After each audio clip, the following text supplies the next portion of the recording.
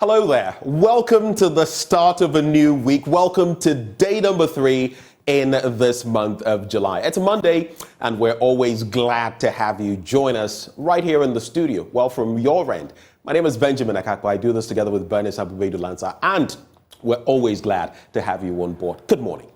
Now, coming up this morning, we'll be having the news review right after the news, and then we shall go into sports, and from there, the big stories. And the first major issue we're going to be tackling, teachers. Now, the Ghana National Association of Teachers is calling for life to be made easier for some teachers in riverine communities. Some of them find themselves in places where, you know what, it's not easily navigable. They have to go through so many ordeals just to exercise their profession and pass on pedagogy. So today we're going to be taking a look at that conversation. We'll have the General Secretary of the Ghana National Association of Teachers. We'll have Divine Kpe, an educationist with one of those think tanks, among others, joining us for that all-important conversation. But then on the second leg, we head to Sierra Leone, neighboring Sierra Leone. And why? The reason is simple. In the last few weeks, Sierra Leone had an election, presidential election, I should put it that way. One person won, another person lost, as is to be expected in an election. But there are simmering tensions there on the back of happenings and the discontent of the ruling party, or the losing party, I should say. So today we have a conversation with the Information Minister of Sierra Leone, who'll be joining us this morning as he embarks on his West African tour of sorts to find out what exactly happened, whether democracy is still safe in Sierra Leone, and how matters in that country affect or impact the sub-region. Those are the discussions we have on the chopping board this morning. Of course, today being a Monday, we'll serve you a healthy menu of Drive Safe, so all of us can stay safe as we drive, whether we are pedestrians or drivers. So that's what the show looks like this morning. Stick and stay. We'll be back with the news.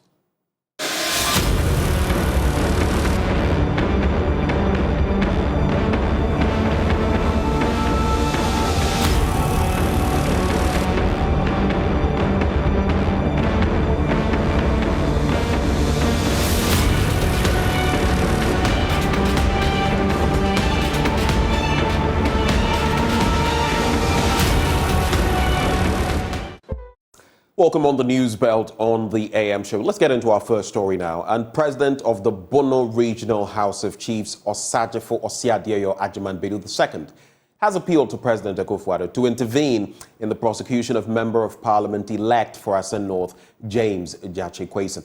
Mr. Quayson is facing criminal charges brought against him by the state in connection with his contest of the 2020 parliamentary elections. Speaking at the 10th anniversary lecture of John Evans at a Mills in Sunyani, Domahene Osajefo Ajimanbedu intimated that the president should take steps to halt the trial. I'm on Supreme Court, yes, sir. Nabatwa Batu Ebenya de Benchum. Yamubi, no Krenim Bian Casadia. Some was Supreme Court. Casad, Dinayan Kame, Mako left, Kamenko right. Na nenti ankamako no wan hwe no ne bedi saa asem ya wo ntimi nkoka bi na mo mesra and the Attorney General of Ghana emra man kwane se ade bi ekoso na ohwe Ghana fo anigye nim a otimi ye de otwa so na no Asen North be se papa no batwa na konyanum so nya MPB no bankoto foforo batoma na na bantu amano bantu amano anya overwhelming majority no nya 57.56 oya bibi ketwa wa batum as a matter of urgency I'm appealing to the President of the Attorney General President of the Republic, if he has any role to play, that trial should be aborted. The Attorney General should, as a matter of urgency, file a nolle prosequi to end that particular decision. Sir, make a way because that was what. ye did the Ghana for attempt, ye did the ascent for attempt. No cranny, Samre engineer, Mingu Sabi. Mpaswobia e de bebra Ghana said damfo no ye be kwa prosecute no na sa odi ne gina court a na batu amani MP adwuma no obere na kwakọ ankoyo amaya nshamra papa amasa bi Ghana for enye adwuma amampuntu akwa na obetima blame no it's on this day na me catch say Samre you are president you know I love you. This matter cannot go on. Attorney General. Odame, prayer de share, bono de share. Shawumum, Coco Chasem, if you are, Niankoyanim as Ghana for. Well, now let's head to the Ghana National Association of Teachers, which is asking government to remove all barriers preventing equal access to education in the country. General Secretary Thomas Musa laments the unavailability of schools in deprived communities. Now, he's worried about government's inability to meet the basic demands of teachers. Mr. Musa spoke when NAP presented some life jackets to teachers in the Kratchi East and West districts of the OT region. Hundreds of teachers brave the odds, crisscrossing water bodies to discharge their duties. Though they fear for their lives, it is the only means of transport to their respective schools. A teacher, Prosper Adu, narrated how he narrowly survived the canoe disaster during a 6-hour journey on the Volta Lake. So there was this day that I actually traveled Sunday at dawn, and unfortunately on the lake there was this wind that came from behind us, and so it actually brought water into the boat and the boat submerged. And so we, the people in the boat, we were 4. And the people in the boat, actually all of them knows how to swim apart from me. And so my colleague teacher who was with me in the boat actually told the people that they should rescue me for him.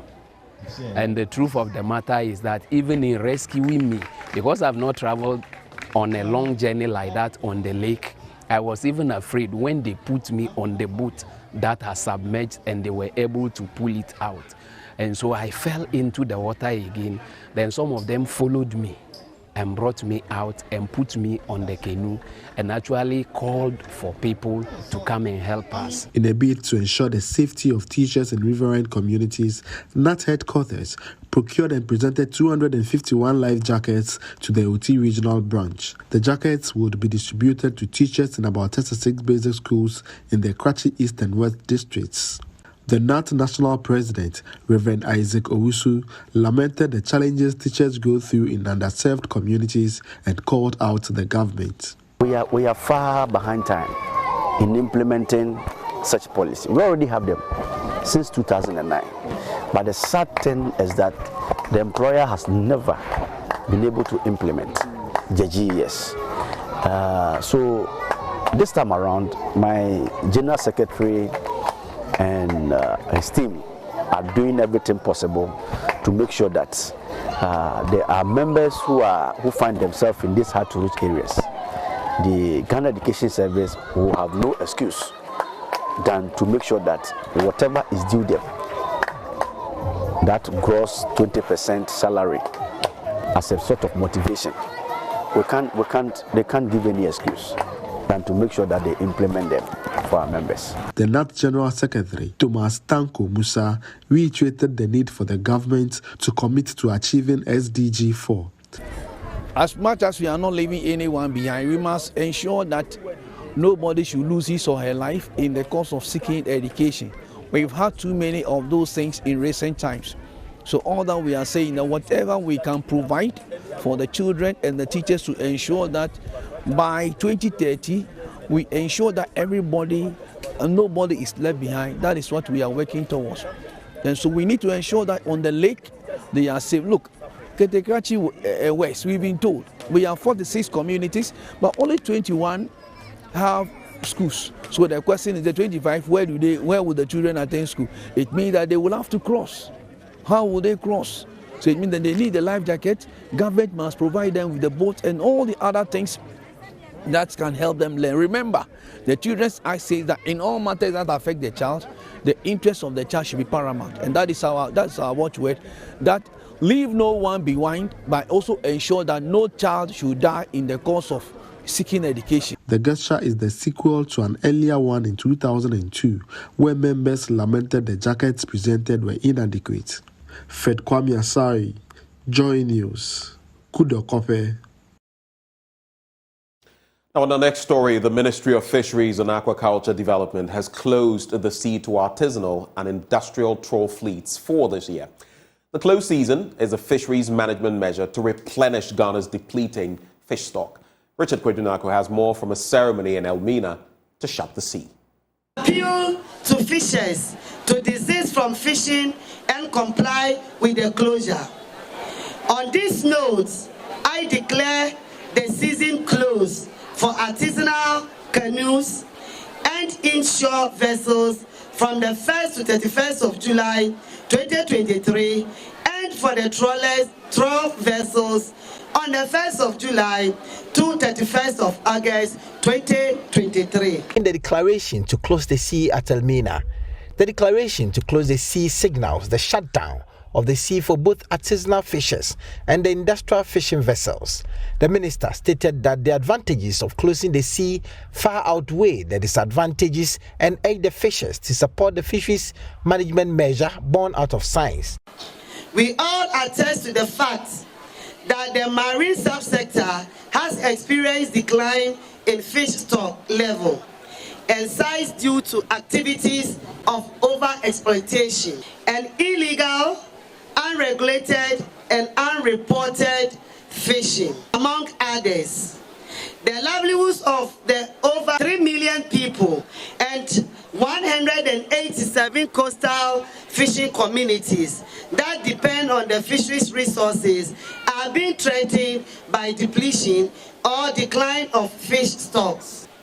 Accordingly, the Ministry and the Fisheries Commission, since 2016, have been implementing the closed fishing season as a fish stock recovery and replenishing the strategy in accordance with Section 84 of the Fisheries Act 2002. The continuous closure of the sea for the past 7 years for the industrial fleet and 4 years for the artisanal and inshore fleets has shown significant positive impact towards fish stock recovery. For instance, the results of biological survey conducted in 2022 indicates that canoe landings were higher after the closure period than before the closure. She indicated that she won't hesitate to crack the whip on any fisher or groups of fishers that flout the measure put in place after months of stakeholder consultations. Government is fully aware of the short-term economic impact of the closed fishing season on fishers. The ministry will therefore continue to provide relief items in the form of rice and cooking oil to support fishers and fish processors during the closure period. I wish to inform you that the various mandated enforcement authorities will commence full surveillance and enforcement activities to ensure compliance to the closed fishing season, and offenders will be prosecuted accordingly. President of the Ghana Industrial Trawlers Association, Stephen Ajokache, called on the ministry to check the EMS that was recently installed. Mr. Ajokache also called on other stakeholders. Central Regional Minister Justina Marigold-Hassan expressed government commitment to improving the lives of the people who dwell on the ocean. She praised the fishers for agreeing to be part of what she calls a practice that would rejuvenate the fishery stock. Paramount Chief of Edna, Nana Kojo-Kondua, appealed to the ministry to double-check on the issue of illegal transshipment of fish at sea. According to him, the issue of cycle is not yet over. This year happens to be the year both Ghana and Cote d'Ivoire are embarking on a joint closed season. It is expected that other countries within the West African sub-region will join in subsequent closure of the sea for the collective gains of the shared resource. Richard Kwejunako, Joy News, Elmina. Let's talk social welfare. And the director of the Wager Leprosarium, Reverend Father Andrew Campbell, is calling for more support for people living with leprosy across the country. According to him, many of such persons are helpless and live in penury. He was making the appeal at the inauguration of the Lepers Aid Board and Council of Co-workers and Friends of Father Campbell Foundation. Father Campbell says he was inspired by Mother Teresa to embark on the project by supporting the vulnerable in the society. But he says the demands on him have become enormous, such that he needs his friends and associates to help him put smiles on the faces of the vulnerable in the Ghanaian society. Very, very happy moment, because over the years here in Ghana, I'm over 52.5 years in Ghana, and every year I seem to get more and more people coming to me for help. The street children, the lepers in the different settlements all over the country, and more people are coming, and I cannot do it all on my own. I need help. And that's why when I was reading about Mother Teresa forming this friends and co-workers of Mother Teresa, I said, yes, that's what I need to do, is to have friends and co-workers of Father Campbell coming together and be able to help, because the poor people today, many of them go to bed hungry. The poor people, they cannot afford a lawyer. Like one of my friends, a very poor person, he said to me, Father, he said, for the poor there's no justice. I cannot afford a lawyer. I cannot. So he was discouraged, in this. And then when you see the prices of medication, one person here in the Leprosarium, she had 2 clots in the lung. I'm paying 950 cedis a month just for medication, just for one person. He further called for support to enable him meet the demands that come with catering for the lepers. So we must help them. Those of us who are well, those of us who are strong, those of us who have something, we must share it with others. When God has given all of us gifts, so we can easily share it with others. It might be just something small or something big, whatever it might be, because Mother Teresa was asked once, well, what you're doing is like a drop of water in the ocean. And Mother Teresa says, the ocean is better off for that drop of water. Every Christmas we have a concert.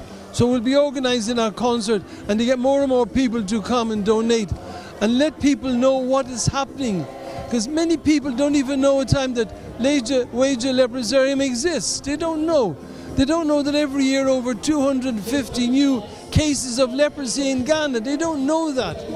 They don't know these things. So we will be able to help them and be able to let people know, and letting them know when they know this, touch their hands and touch their heart and touch their pocket. There were pledges and other donations at the launch. Former Auditor General Daniel Yao Domelovo graced the launch. Richard Kwejenyako, Joy News, Wager Leprosarium, Accra. Well, the Achimota Senior High School has resurfaced on the National Science and Math Quiz battleground, spanking their opponents Lashibi Community SHS and Ebenezer SHS. The contestants are working to win a 3rd NSMQ trophy at the national stage. Michael Ashali has more in this report.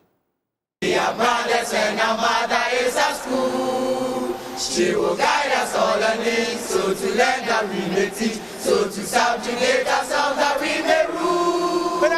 No. Play the game, shout and name, spread and fame afar. 2-time winners of the National Science and Maths Quiz, Achimota School is once again hungry for an NSMQ title after 19 years of drought. The closest they came to winning another trophy was in 2009, but fell short. In 2022, the school missed out on the nationals after a painful defeat to Laboni Senior High School in the regional qualifiers. Now, they are poised to reclaim their glory. SO4, 4 minus. That's incorrect. Achimota School for the bonus. We have H2, SO4, 2 minus. Simple. Y is such that -8 less than or equal to Y less than or equal to 2. Perfect.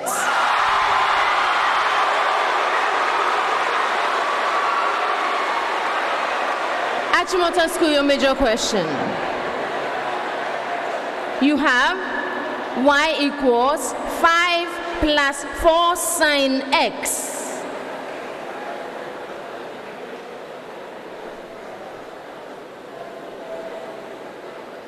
Okay, so we have y is such that 1 less than or equal to y less than or equal to 9. Exactly. Play the game, shout her name, spread her fame afar. She's the head of all the hosts, she's the school of whom we boast, she's the glory of the coast, Achimota. Well, after 4 rounds, it was Achimota School that was crowned the overall victor of the final contest on the second day in the Greater Accra region now. Well, you could say that they lashed Lashibi Senior High School, including Ebenezer Senior High School. Well, let me ask the gentleman that managed to do that for their school. Well, we came prepared and so we delivered. I see, but you also were up there from the beginning. How did it feel, especially at some points when Lashibi and Ebenezer were picking up points as well? It felt a bit disturbing, but I was able to get back and then we were able to pick questions. So I particularly noticed that you were sweating throughout. I mean, why is that really? It's just normal. It's normal? Yeah.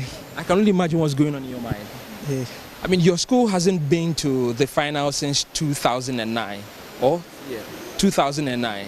That's been a very long time. The last time you actually won was 2004, nearly 20 years ago. I mean, what is the commitment from yourselves for this particular year's NSMQ? So we'll be working hard with our teachers. So far, our teachers have been helping us together with the old students, and by God's grace, we've come this far, and we'll be relying on their support to continue moving forward. Although they won, all eyes were on Tyrone Magai, conspicuously visible among the Achimota NSMQ team, cheering his colleagues on.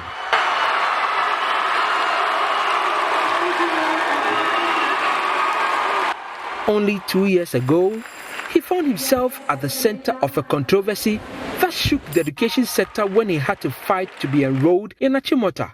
After he was earlier spotted sparring in a trial contest, many thought he would represent his school on the big stage. Only time will tell if he will ever get that chance.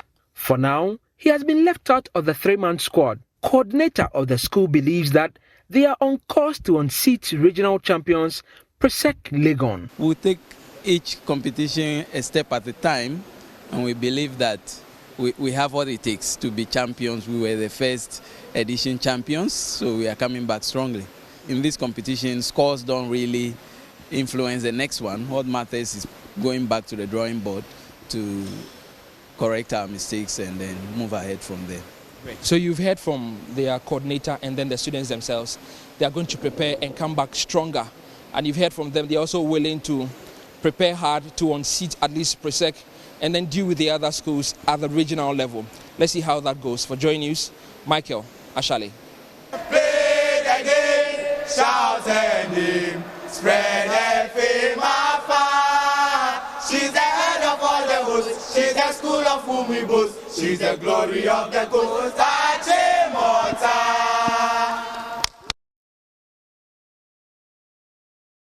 Exciting times if you're in Accra. That's our recap of the news this morning. But do stay up next. We host NDC's parliamentary candidate for South Tone, Maxwell Lukuto. He is our guest for the news review.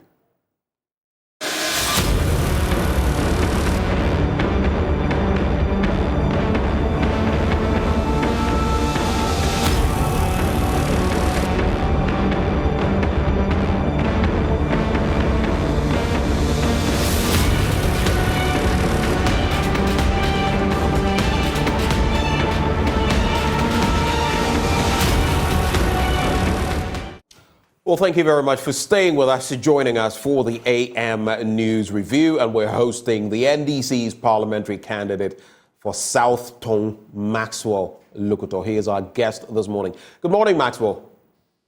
Good morning, Dan. How are you? Well, God has given us life. A new month has started. It's a Monday. We're here. You know, sometimes we fail to take the so-called little things appreciate them as much as we ought to. But without life, without health, I wouldn't be here. So my life isn't perfect, but we're glad to be alive all the same. I don't know about you. Yeah, sure. No matter what happens, we should be grateful that we are awake and we have life. There are people who want that they wouldn't get, and so why not be grateful to God for giving us a new life? No matter the challenges we face as a people, it is good to always be grateful after a long night, waking up to see what the beauty of the world brings to us as a people. And so, yes, I'm grateful to God for yet another day. Reminds me of Stonebwoy's song, Legbagbe. We have life and we're grateful to God. Anyway, yeah. We'll be getting into the papers shortly. Let me just acknowledge Endpoint Homeopathic Clinic. And every morning before the news review, I do this. Listen, if you're a man, especially if you've hit your 30s, and nowadays even those sub 30 are experiencing prostate issues. It's becoming problematic for many men, and you would want to check out your prostate. Know the state of your prostate. You've never gone for a health check. You've never checked out what's happening with your reproductive system, your prostate, and you're just walking around. Do you know you could actually have a tumor or malignant tissue in that place, and that could actually reach out to other organs, maybe leading to your death? Are you aware of that? So get yourself checked if you're a man. If you're a woman, do you know your status when it comes to fertility? Do you know how fertile you are? Do you know whether you're having some growths around areas in your reproductive system? How about fibroids? It's becoming a common thing. It is for these reasons that Endpoint Homeopathic Clinic is offering free prostate screening and fertility screening for women. Gratis, free.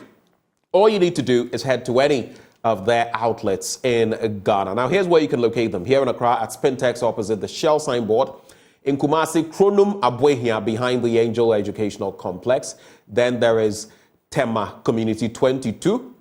There is Techiman Hanswa, Esiama Enzima, and Takrade Anaji Estate. I can't leave that out. All of these places. If you'd like to call them, which I suggest you do, the number to call 0244 867 068 or 0274 234 321. Endpoint Homeopathic Clinic. The end to chronic disease. But only the commencement of the news review. Now, I usually do this, Maxwell, and I'm going to do this with you as well. When it comes to some of the major issues we've been hit with, one of them is the Domahene saying that, look, where the case has got to in respect of James Jachikwason, and I want you to address this not as a member of the NDC, but putting on your Ghanaian cap and putting on those lenses generally in terms of our national life. Let James Jachikwason go, like Moses to Pharaoh, let my people go. The fact is, there are criminal charges against him. We all know of them. Perjury, among others, in court, at the Apex Court. And yes, some of those other issues being addressed by other courts initially. And we also have the other side of the coin where some people say that the Domahene, who himself has been a judge before, should not have waded into those waters, calling for a nolle prosequi, among others, a termination of the case. What do you make of this situation?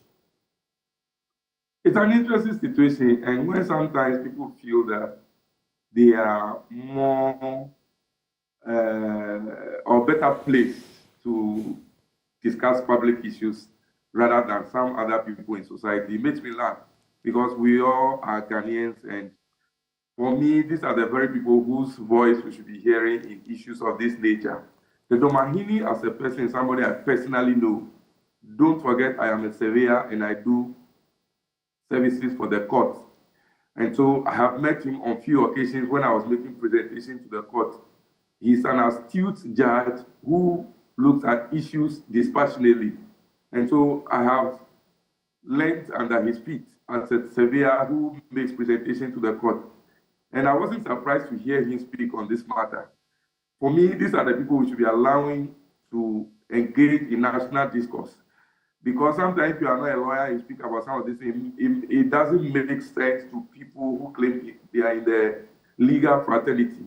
And so for me, it is a loud message being sent by the Domahini that looking at the situations, even if he was on the bench, adjudicating over the matter of Jechikwesi, where his election to become a member of parliament was annulled, he would have voted on the other side because he doesn't see the sense in everything. Because for me, before the EC finally enrolled him to become a candidate, he was qualified. And for me, if anybody should be blamed from the beginning of the process, it should be the EC, not Jechikwesi, because I have made my case. You vetted me, you cleared me to contest. I contested, I won. I'm in parliament. Why should somebody today come and say that at the beginning of the process, my renunciation certificate was not available, and for which reason my election should be annulled? But you do accept that these are technicalities in the law, and like Mr. President mentioned at a point, Adamu Dramani Sakande, the same situation befell him, though there may be differences in terms of when he was putting in the request, when he was filing, when he became a member of parliament, still holding citizenship different from the Ghanaian one. In this instance, there's a shade of a difference, but the law is the law, isn't it? Yeah, so between me and you, we know that these are two different scenarios and situations. Adamu Sakande, at the time he was still the MP in parliament, was still holding another country's citizenship, the Burkina Faso and the other. And so I don't see why the president of all people should be wading into such cases and make comparisons that are critically different, like apples and oranges. The fact that they are all round doesn't make them same. And so for me, I don't want us to be referring to Adamu Sakande's case because there are two separate issues. We knew that Jechikwesi had applied officially for this. If not for COVID, he would have had it earlier. Yes, but my point is that the EC, which is the superintendent, saw everything he presented and was satisfied and cleared him to contest. And at the time he contested and won, he was no longer a Canadian citizen. So I didn't see why the president of all people should also be wading into such a situation and make such a comparison. I really don't see it. And for me, if you say that it's a technical issue and we should not speak about it, what about the High Court judge? Is it not technical enough to know whether it was right or wrong? Between me and you, maybe we are not lawyers, so they could say it's a technical issue, we cannot speak about it. What about the High Court judge? Ben, what about him? He's also not technical enough to speak about the matter.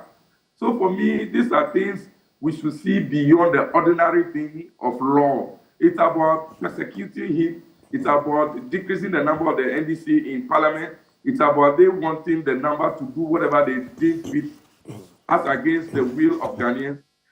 That's all they wanted to do, not necessarily because they are applying the law. How many times have we not seen the law reviewed and it has gone against the state? So for me, the fact that at the point somebody or judges would have made a case or judge in favor of a particular instance doesn't make it right. People can go for review and they are overturned. So, and we have the right to criticize the judgment as and when it comes. And I am so happy that it is not the ordinary people who are criticizing. It's not only NDC which is criticizing this, but a High Court judge of high standing has also come to condemn it in no uncertain terms. And so for me, let's not think about whether we are better placed to critique it or not. A High Court judge has come to critique it. And for me, that is the icing on the cake. Who would have said outside? Anytime we speak about it, people would think that because we are NDC, that is why we criticize whatever comes from this inept MPP government. But no, a High Court judge of repute has also come to speak about it. So for me, that has brought finality to the... So I'd just like to find out from you to cap off this conversation on this bit. Two wrongs don't make a right? And what is good for the goose is good for the gander. You accept that? Yeah, sure. All right. So if it was wrong in one breath, saying that Mr. President should not have said what he did, intimating that, look, if you vote for this person, he'll be saddled with legal issues. There'll be quite a conundrum for him, and you don't want that. Suggesting that maybe this candidate will not be legally viable. When the Domahene does it, is that one okay? Was he out of turn? Was he out of turn because chiefs, they are expected not to wade into politics per our constitution. Some feel in this instance he waded right into the middle of it. I don't think so. You see, sometimes let us get people who are technical enough to read meaning into things to speak about them. The fact that he's a chief, he hasn't mounted an NDC platform, did he? It was not a political platform.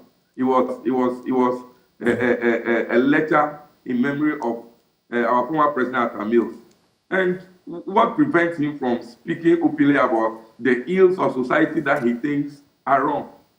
My brother, should we not get to the state where people can feel free and criticize whatever is happening in this country? He's a chief. Today it is J.T. Kwesling. Tomorrow it may be him. Tomorrow it may be you. So the earlier we speak about some of these things and nip them in the bud, the better it is for us. Let's not cover ourselves under these clothes of,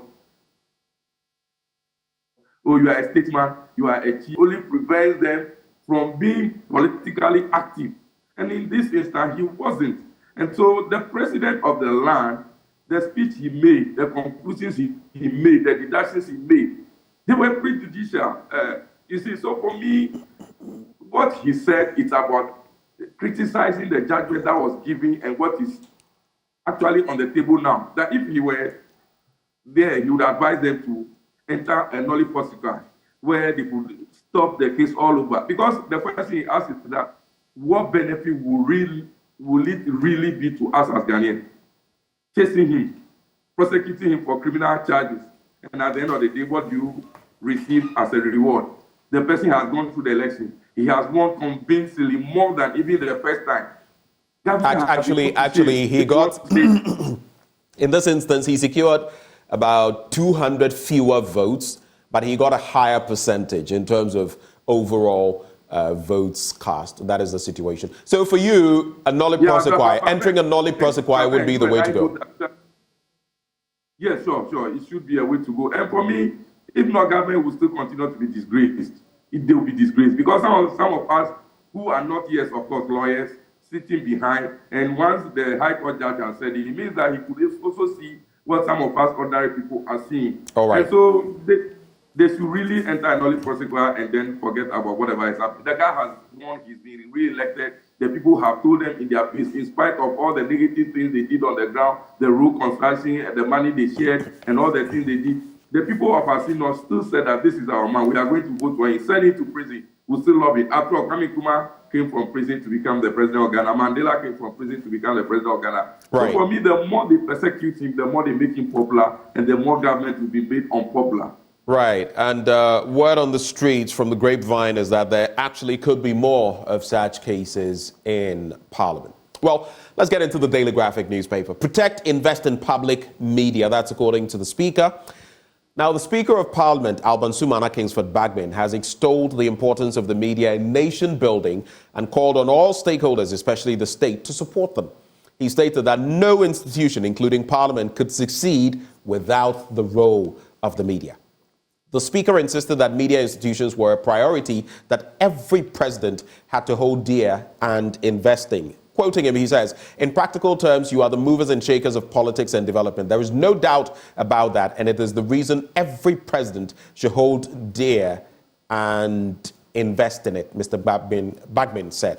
Now, he made the assertion during a visit to the Graphic Communications Group Limited last Thursday to share his perspectives on the annual Press Freedom Index on Ghana and discuss how the media could partner Parliament to celebrate activities marking the 30th anniversary of parliamentary democracy. In terms of the impact of the media, he said, well, he recollected how the media propelled him when he was thrust into the position of a minority leader as, quote, a young boy with a new face in 2001. It was the media that held me on, marketed me, followed me around, and made me what I am today. And so I hold dear the media, the Speaker said.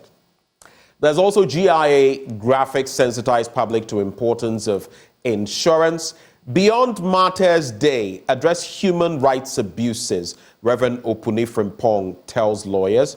Safeguard democratic traditions and institutions, Dr. Amwakote Nation, and Office of Registrar of Companies extends deadline for the filing of annual returns and renewals to September. Before I get your take, let me just do one or two more stories and then you can just sum them all up. Let's turn to page 16 now. And the immediate past General Secretary of the Christian Council of Ghana, Reverend Dr. Kwabena Opuni-Frimpong, has called on the Ghana Bar Association to go beyond the mere commemoration of Martyrs' Day to talk about the human rights abuses in the system. He said after 40 years of the celebration of the unfortunate killing of the 3 High Court judges, it was time for the association to raise concerns about the continuous violation of people's rights. He said people were gradually losing trust in the justice delivery system and rather resorting to unorthodox means of resolving issues, including invocation of deities and seeking refuge in the media. Quoting him, he says, they should go beyond the celebration of Memorial Days and raise conversation on issues of human rights. Let me cap it off. Just these 3 for you to reflect on. Safeguard democratic traditions, institutions, Dr. Mwako to nation. And the country must safeguard its democratic traditions and institutions in order to progress. The president of the Africa Center for Economic Transformation, Dr. Kingsley Yeboah Amwako, has said that will be a perfect complement to the solutions it is implementing to address the economic problems, he added. So these 3 stories, safeguarding democratic traditions and institutions, addressing human rights abuses on Martyrs' Day or by the Ghana Bar Association, and then protecting and investing in public media by the Speaker of Parliament. Quick thoughts? Yeah, so our survival as a people and as a nation depends on the 4th arm of government, which is the media. Of course, it cannot be overrated, cannot be underrated. And so for me, once we don't invest in them, we are asking them to do whatever pleases them. And for the national media in particular, because for the private media, the person who established it has his job cut out for him, whether it is barely for business or for other interests, he decides. But for the public media, Parliament can go and do their business in the chamber or within the chamber. If the media doesn't come out to speak about this, who knows about whatever they have done? We need to see what goes on in Parliament. We need to read what goes on in Parliament now.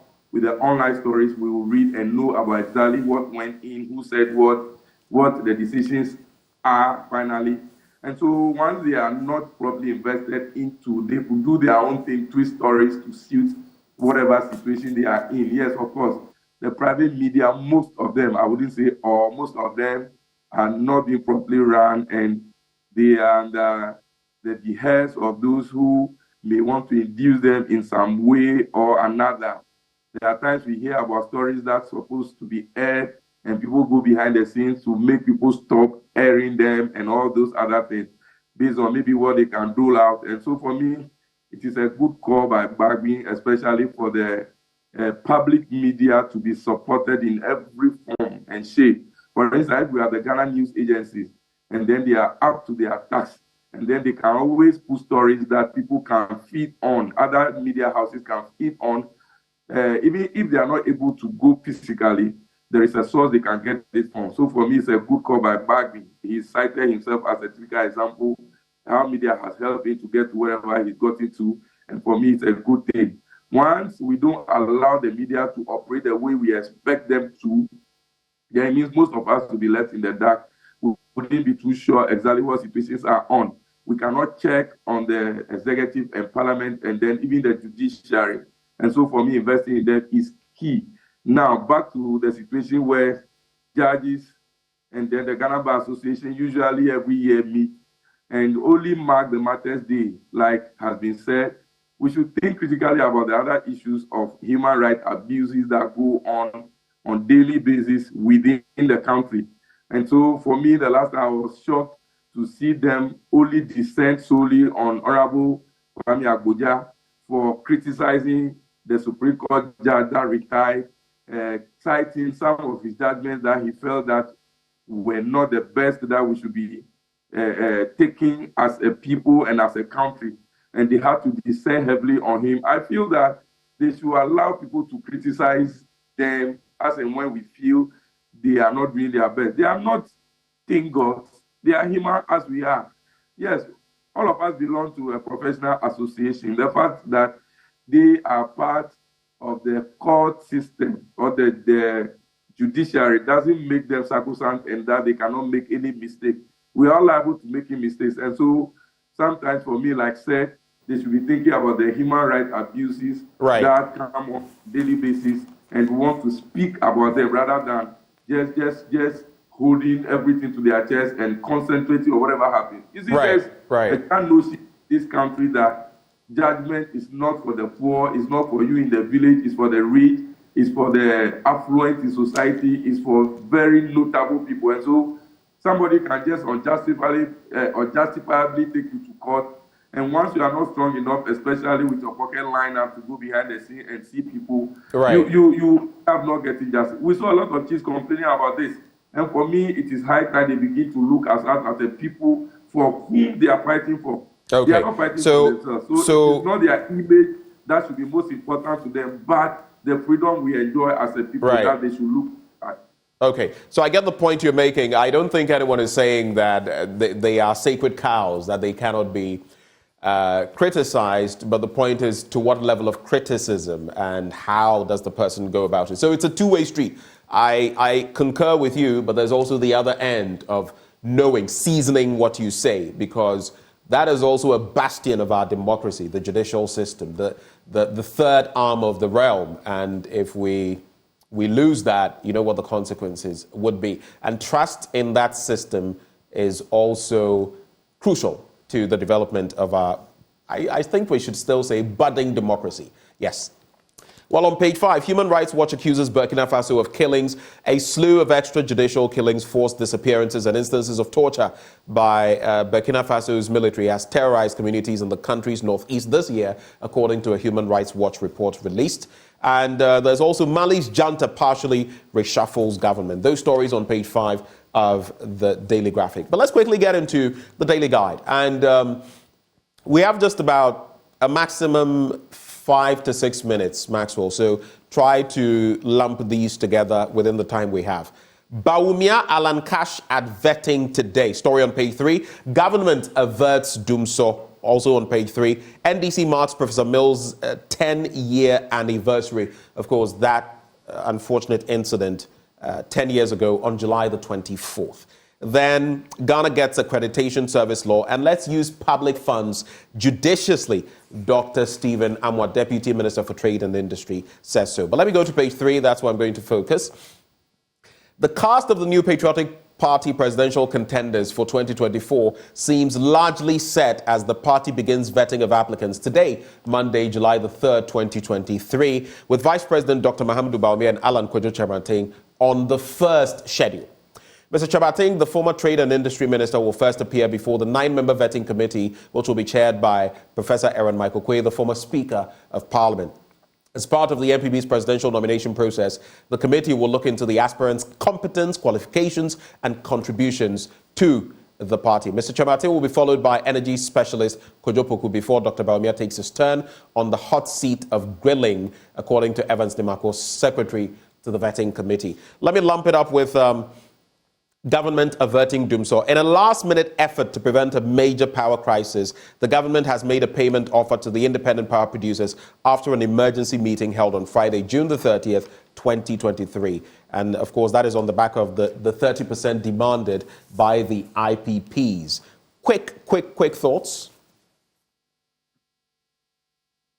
Maxwell? Yeah, so the beauty contest between the 10 aspirants of the MPP, I call it a beauty contest because you see You call it a what? You call it a what? A beauty contest? Yes, a beauty contest among the 10. Why do you call it that? We saw they are doing each other on the stage at a scene of somebody is on the stage speaking, another was ushered in through the front door ostensibly to disrupt whatever was going on. After that, we saw apologies from Nanabi. We heard Kennedy Adjepong lambasting them for making it look only for Bawumia as against Alan Kyerematen. And for me, some of these things in politics, sometimes it makes it very unhealthy for the contestant. For me, I'm sure at the level of Alan Kyerematen and Bawumia and all other contestants, they would see each other as friends, but usually on the deck, you see some people trying to undo one another. And for me, whoever emerges, whatever happens, but I'm not sure during the vetting today, any of them, especially Alan Chemanti and Baumia, would have issues with themselves because these are distinguished people in the party, so they say, who have done the best or all they could for the party. We as others are seeing it as a beauty contest. At the end of the day, whoever emerges, the crown prince will come to face our dear John Dramani Mahama, and we are very confident that none of them is going to be a match. How do you think they would fare in a beauty contest with John Dramani Mahama?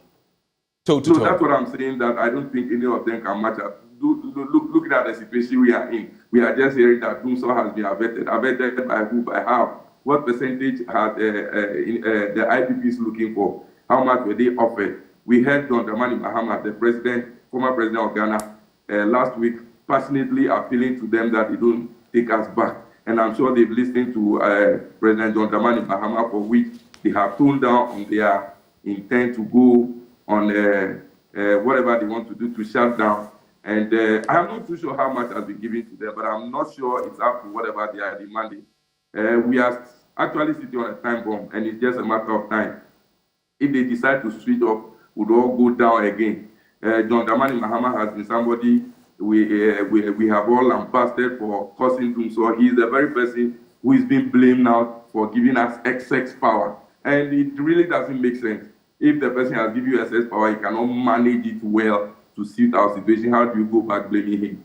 Right. These are visionary leaders who would make sure that we have what we need and have it in essence. Right. This factory that they intend to have, if they had ruled them out, I'm sure they would have used the excess power that they claim is available. Well, we don't have the benefit of excess. Causing them not to be able to meet the needs of the IPPs. For me, it is a mismanagement. All right. Thank you for that point. We actually don't have excess power now, but we'll see how that beauty pageant will turn out in 2024. Let's wrap with this story, but before we get there, Vake Mede says, presenter, you don't know turn up. I think you mean voter turnout in general elections is different from by-election. What's the difference? Well, you say your argument of votes for the re-elected MP is untrue. Can you give us the percentage of turnout in the general and the by-election? Be sincere. Honorable James Jachi Kwesen got more votes and percentage. Well, some of you, I think you get emotional about stuff. No one is trying to water down what he did. He had a higher percentage, indeed, compared to the general election in 2020. But the point is, yes, there may have been the voter turnout, but the point is that the number of votes, he had a lower number of votes comparatively. That's all I said. Sometimes we shouldn't be so emotional about these things. He had a smaller number of votes, about 200 less. Maxwell, just a point, Maxwell. Can you hear me, Maxwell? At the police center that I man. Doesn't appear Maxwell can hear me. Maxwell, the point, it doesn't appear when I'm talking you can hear me because you keep coming in when I'm speaking. I'm just making the point that in terms of the votes he secured, 2020 versus 2024, there's a difference. But in terms of now, the numbers that voted and how many voted for him, he has more. Why should that even be a problem? But just to wrap on this story, NAT headquarters donates 251 life jackets to teachers. That story is on page 9. We've actually brought it to you in the news, and the headquarters of the Ghana National Association of Teachers is worried about continuous sporadic reports of teachers who get drowned in various parts of the Volta Lake while en route to their various schools. Alarmed at the frequency of these incidents, of course, the leadership donated 251 life jackets to teachers stationed in communities along the Volta Lake in the OT region. That's the story there. The other one, 2022 RTI report presented to Parliament. Maxwell, we have to go. Any final thoughts for us? Yeah, so about this NAT, Ghana National Association of Teachers, right?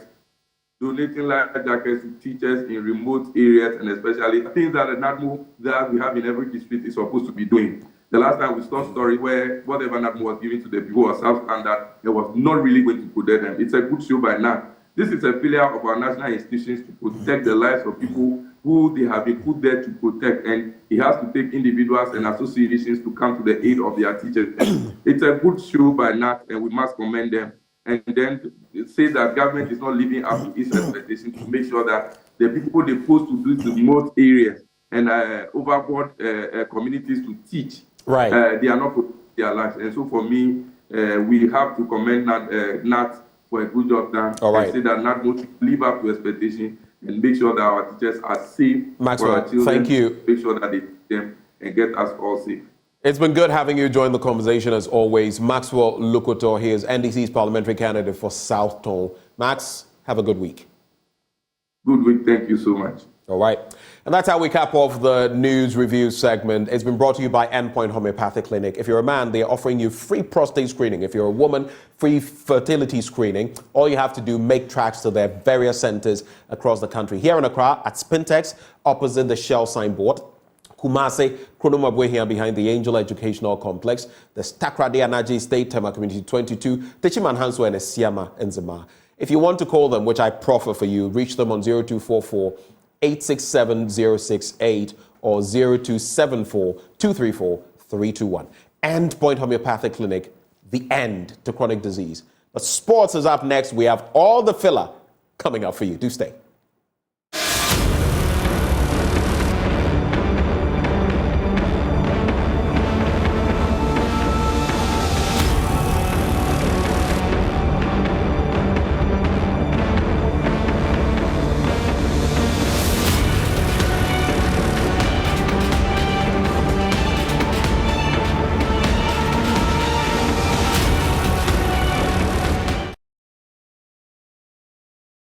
Thank you to you for joining us on the AM show. I am Gary Al Smith, and this is The Sport. It's been a hectic weekend here at Joy News and Joy FM because the ex-players in football have been going hard at the Ghana Football Association. Let's begin with Emmanuel Ajimambedi, who has expressed his disappointment, blaming the Ghana Football Association for turning two Ghanaian players abroad for national team duties, and also saying that whole constituency is to be blamed. And he also believes that Ghana football is currently in what he calls a very dangerous position. That was in reaction to the exit of the under-23 team from the ongoing AFCON in Morocco. Do you have a talent identification a department at the SA? It's a crucial question because when it comes to talent identification, they have some very serious things you need to look at when you want to bring players. Like right now that our league is messed up and we are not getting the players yet, and we are on an IMF bringing players on board. When you go for the IMF players from Europe, we need them. They have talent, but you need to add serious things. One is socialization. 2, culture. And 3, psychological. Socialization. Is he a person that he can socialize with everybody in this country? Because you know how our game is. Can he be socializing himself with them, with the country? 2, psychological. Have you heard what is going on in the country? How our football is managed? How people have that kind of zeal for the game if things doesn't go on well? That is psychological side. Then the culture. Will it fit in the culture that we have here? So it's not like the person is there, he is playing well, and that is it, you need to go for him. These are kind of petty things we need to learn from. Then you build your Ghana Premier League. You are so-called Ghana Premier League, you think one of the best leagues in the Africa. And when you are going to the national teams, all your players who have played well, go keen, best players, some sit on the bench or they don't even get a call up. These are kind of things here. You need those people I have mentioned, the 7 Management Committee, to ask them if they have this kind of status at the FA. Football has changed. We are heading to a generation that things have really changed. So when things are not going on, there's a lot of departments that you need to bring on board to nurture talent for the nation. So he was speaking on Joy FM Sports Arena. That was on Sunday afternoon. But on Saturday on the Joy Sports Link with Nathaniel Atto, Derek Boate, another former Black Stars player, took his turn as well. He went on the tangent of a lack of planning from the GFA, he says. He says that was the overarching issue which caused the early exit of the Black Meteors from the Under-23 AFCON in Morocco. He accused the GFA of engaging in selecting agency players, and that was also contributory, to the group stage exits at the tournament.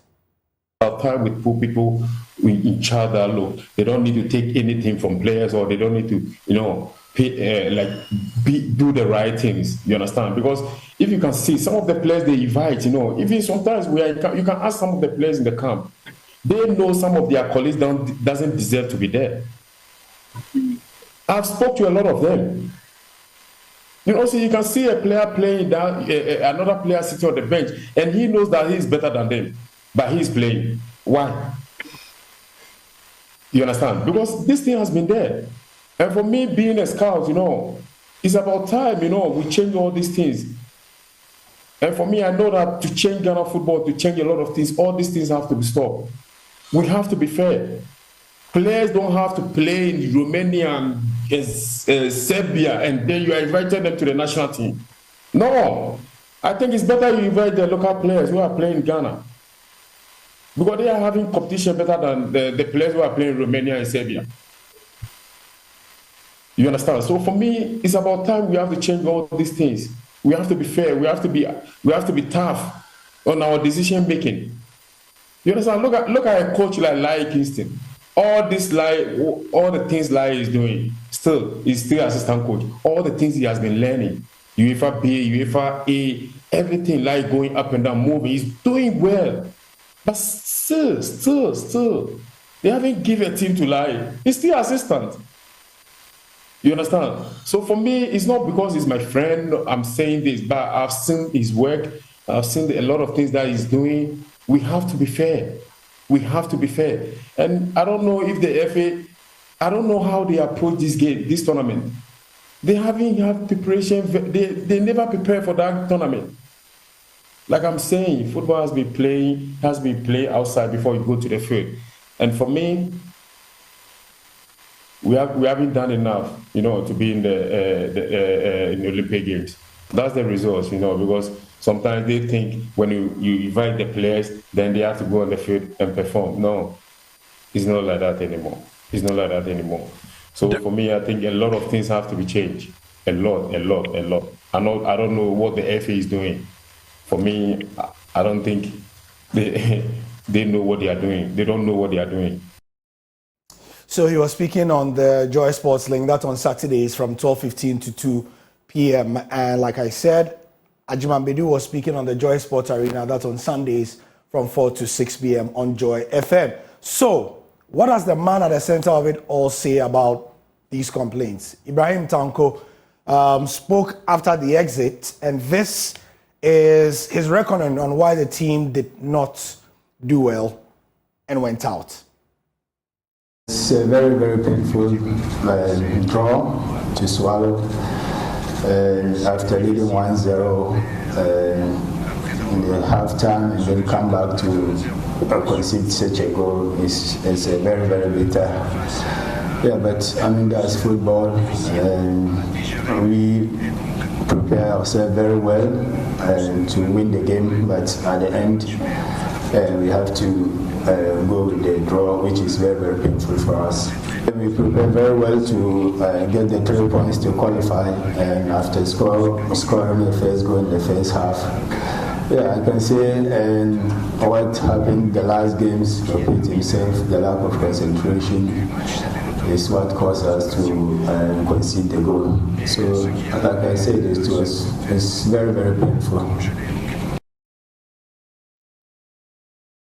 The tournament is still ongoing in Morocco. We'll be updating you on how things are shaping up. We are at the semi-final stage, but for Ghana, it's back to try again in another 4 years. So, Dan understood Morocco versus Mali, Egypt versus Guinea. That will be the semi-final pairing. Who will get to the Olympics to represent Africa this time? That's the sport for now. I'm Gary Alsmith. Thank you for your time.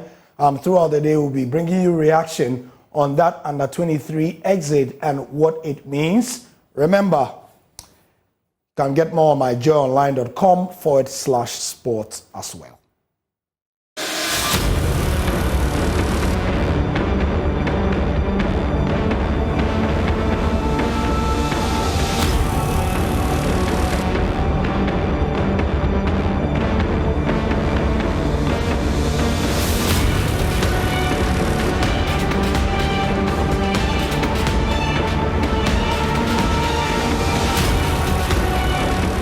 Hundreds of teachers brave the odds, crisscrossing water bodies to discharge their duties. Though they fear for their lives, it is the only means of transport to their respective schools.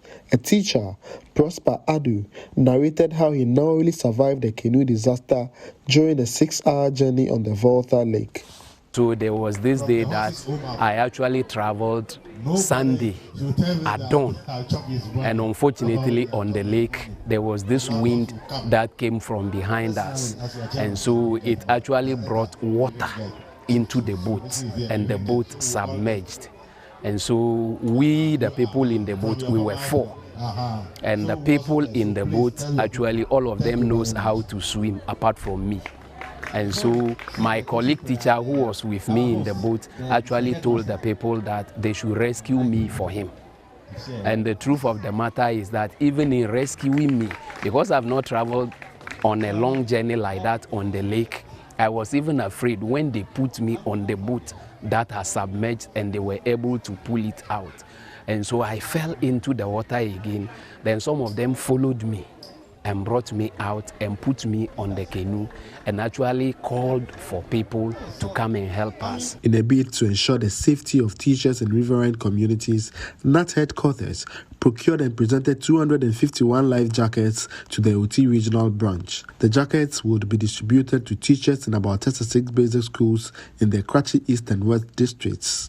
The NAT National President, Reverend Isaac Owusu, lamented the challenges teachers go through in underserved communities and called out the government. We are far behind time in implementing such policy. We already have them since 2009. But the sad thing is that the employer has never been able to implement the GES. So this time around, my General Secretary and his team are doing everything possible to make sure that there are members who find themselves in these hard-to-reach areas.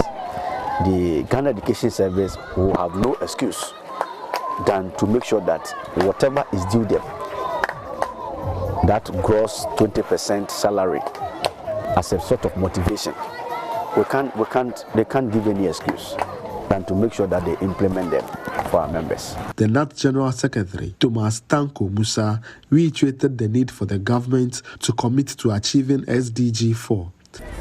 As much as we are not leaving anyone behind, we must ensure that nobody should lose his or her life in the course of seeking education. We've had too many of those things in recent times. So all that we are saying, that whatever we can provide for the children and the teachers to ensure that by 2030, we ensure that everybody and nobody is left behind. That is what we are working towards. And so we need to ensure that on the lake, they are safe. Look, Kratchi West, we've been told, we have 46 communities, but only 21 have schools. So the question is, the 25, where will the children attend school? It means that they will have to cross. How will they cross? So it means that they need the life jacket. Government must provide them with the boat and all the other things that can help them learn. Remember, the Children's Act says that in all matters that affect the child, the interest of the child should be paramount. And that's our watchword, that leave no one behind, but also ensure that no child should die in the course of seeking education. The gesture is the sequel to an earlier one in 2002, where members lamented the jackets presented were inadequate. Fed Kwame Asari, Joy News, Kudokope.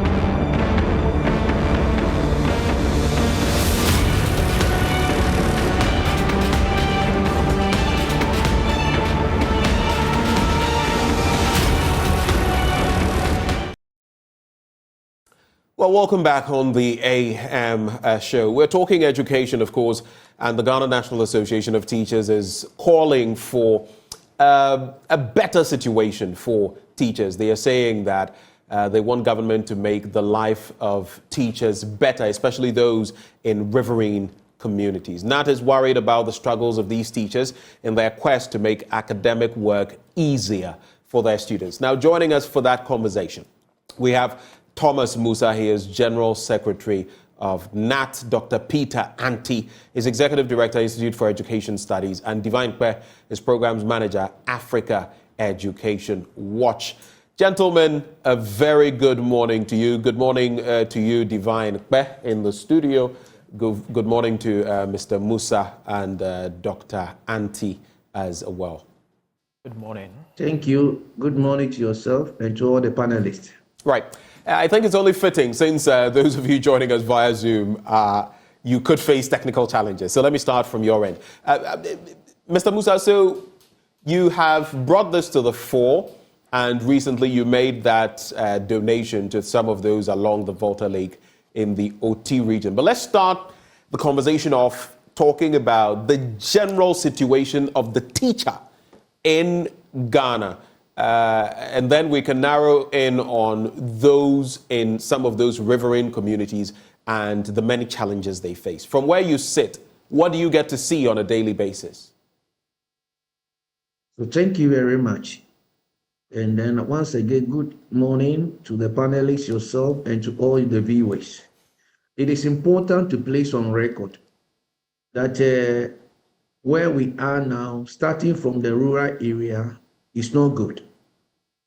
It's not good at all. Like I indicated earlier on, in the hinterlands, taking specifically Kitikrachi West, we have 46 schools, we have 46 communities, out of which we have only 21 communities that have schools.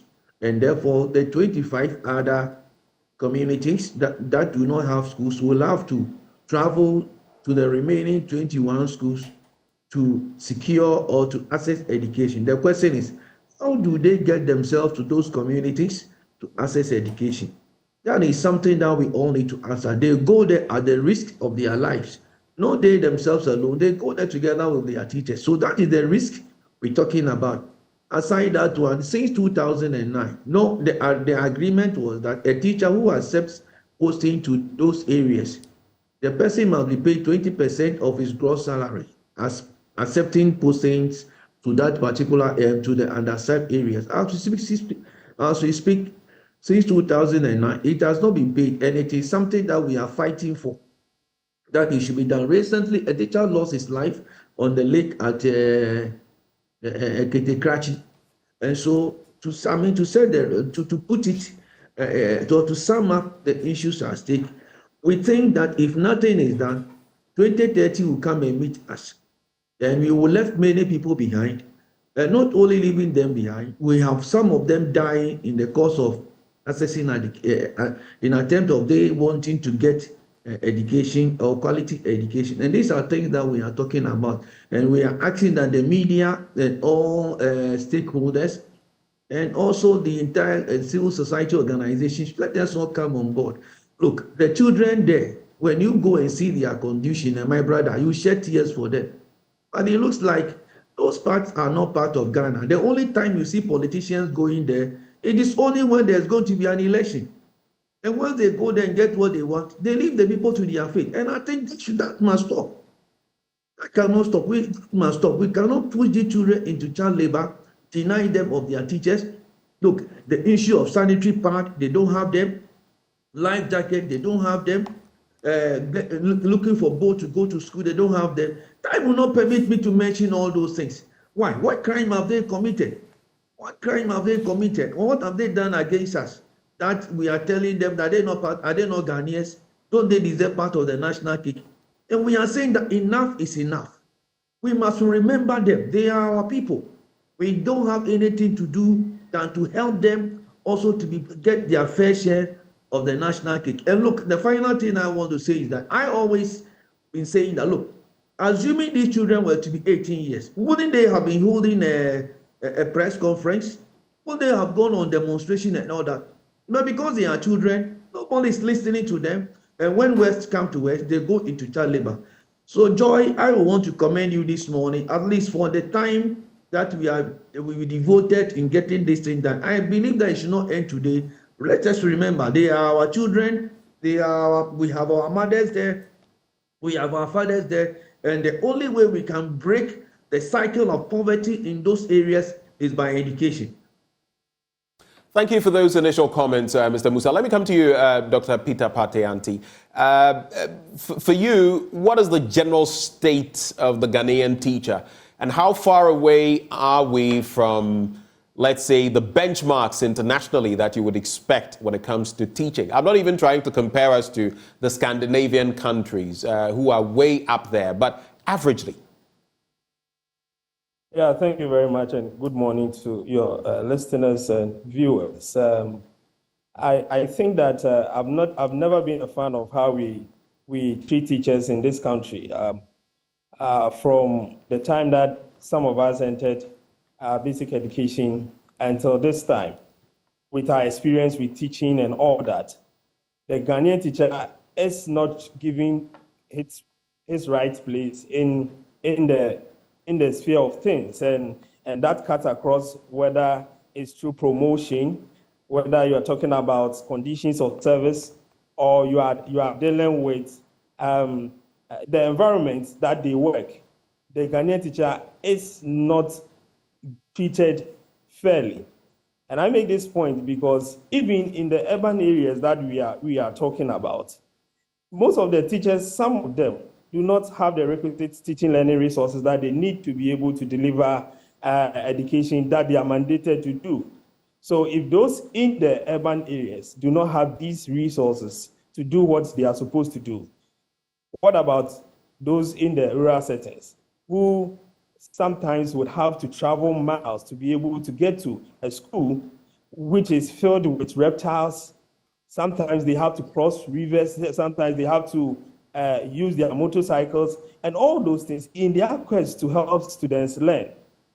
It's just a matter of putting in place a special mechanism to ensure that the teacher is giving the needed, if not in terms of his salary, the needed resources to be able to work effectively and deliver the mandates that he or she has been given. So the Ghanaian teacher, I think it's high time that we get back to the drawing board and look at the conditions of service of the Ghanaian teacher. Look at the provisions in terms of resources and other things that the Ghanaian teacher needs to be able to work effectively. And some of these things should be led, and as my brother Musa is saying, should be led by the unions themselves. They should continue to push government, because if you leave government like this, the teacher in the rural setting and even those in the urban areas will continue to complain about the difficulties that they go through.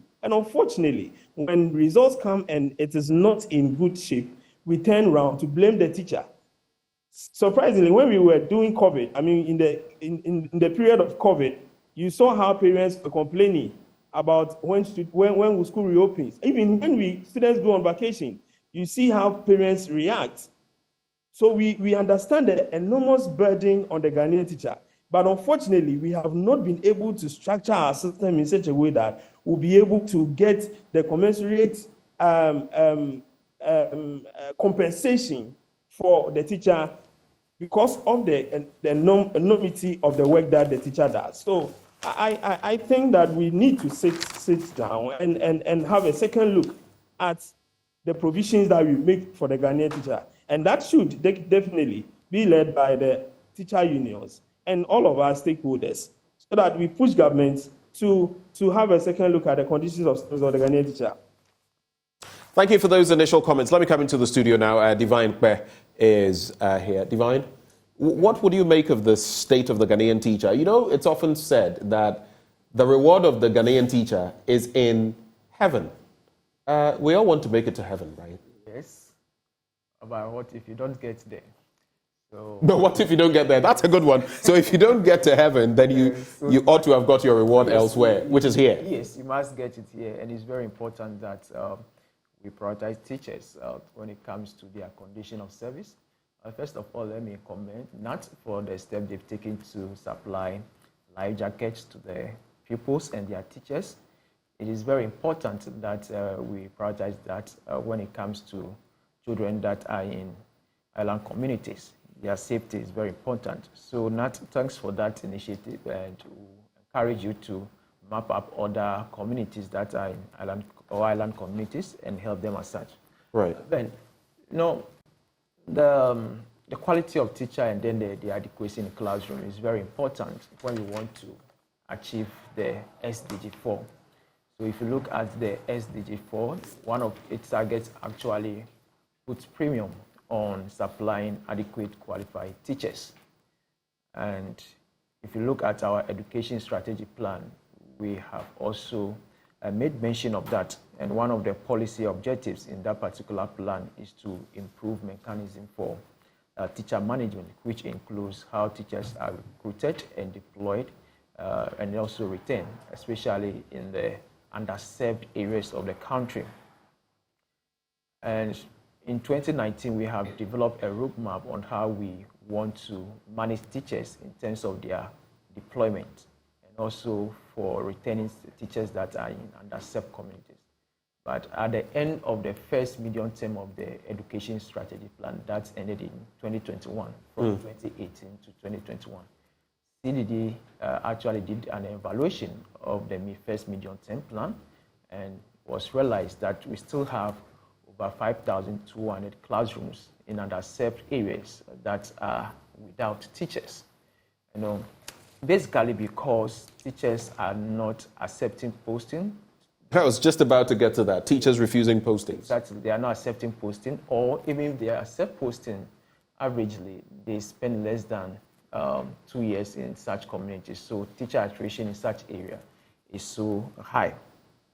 So it's very important that we begin to look at the whole and a broad picture of how we can retain teachers. For me, the whole thing is about how inequitable developmental project or program has been in the country. Because if we are talking about teachers in underserved areas, basically it's because development has not catch such areas. So if government is cautious about extending development to such areas, I'm sure the situation would have improved for everybody, including the teacher, and then the teacher would have loved to be there. If you look at the 2021 district league table, you'd have realized that we are still there's a lot of disparity when it comes to closing the gap in terms of development projects in the country.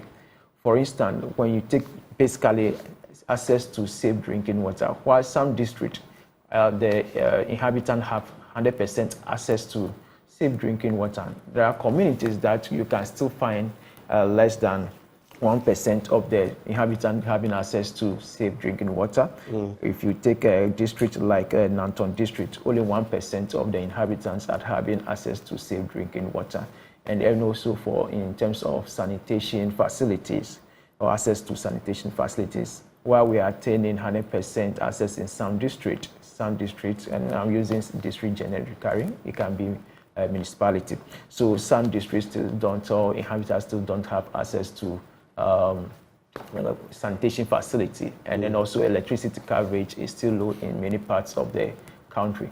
So if you want to ensure that we post teachers and they are there, it means that we need to take the whole picture and how we can close the inequity that exists in our development agenda. So often we have concentrated development in several parts of the country, which is not good. If you want to do the regional disaggregation of data, some people are still far away in terms of development. So what we need to do is to begin to look at closing the disparity that exists in social development. I'm sure if government consciously is able to close that gap, and that teachers in the community, they are able to have access to health centers, they are able to have access to good drinking water, electricity coverage is there for everybody, teachers will accept posting to such areas. So for me, the starting point is for the country or the government to begin to look at closing the developmental gap that exists. Once we are able to channel resources equitably in closing that gap, would have been solving the problem at a very broader level. And once that is addressed, why not? Teachers would always want to be in areas that have the basic facilities that will make life comfortable for them. So yes, government has to do a lot in terms of how teachers in underserved areas are retained, and then also how they are managed broadly in terms of they being able to accept posting to that areas. I just want to dwell briefly on this point, gentlemen. I want us to make tracks very quickly. But when you look at issues like, so the conditions of service of the Ghanaian teacher across the board, across the spectrum, the conditions of service, the well-being of the Ghanaian teacher and how government sees to it. I'm looking at things like health insurance. I'm looking at things like access to technology. I'm looking at things like housing. Look, in some places, even electricity is an issue. On a scale of 1 to 10, where would you peg the conditions of service or the level of appreciation of the Ghanaian teacher? I'll start with you, Thomas Musa. I don't want a lot of talk on this one. I just want us to go straight for the jugular. 1 to 10. And I'll run it by all of you, gentlemen. Mr. Musa. Hello, Mr. Musa, if you can hear me, please unmute.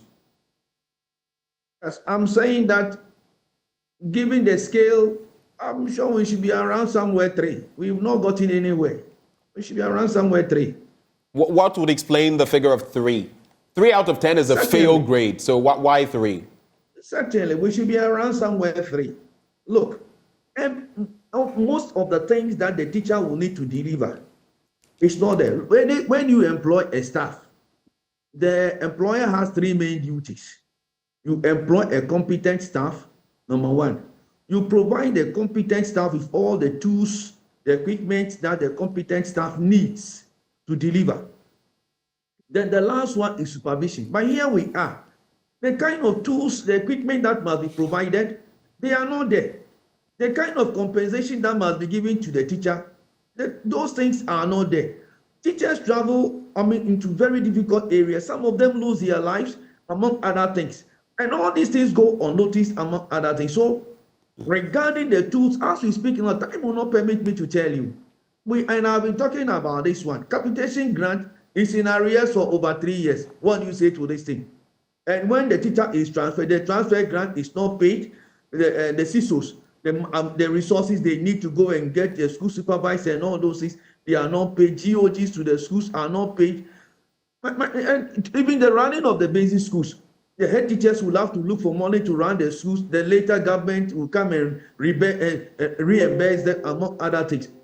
So time will not permit us. And I've already indicated earlier on that when you accept postings, when teachers accept postings to the underserved area, they are supposed to be paid 20% of their gross salary. These things are not done. Promise that they will give teachers housing, among other things, to attract teachers to deal with those difficult areas. They are not done. So when you are even, I think I have even been charitable. The 3% have even been charitable.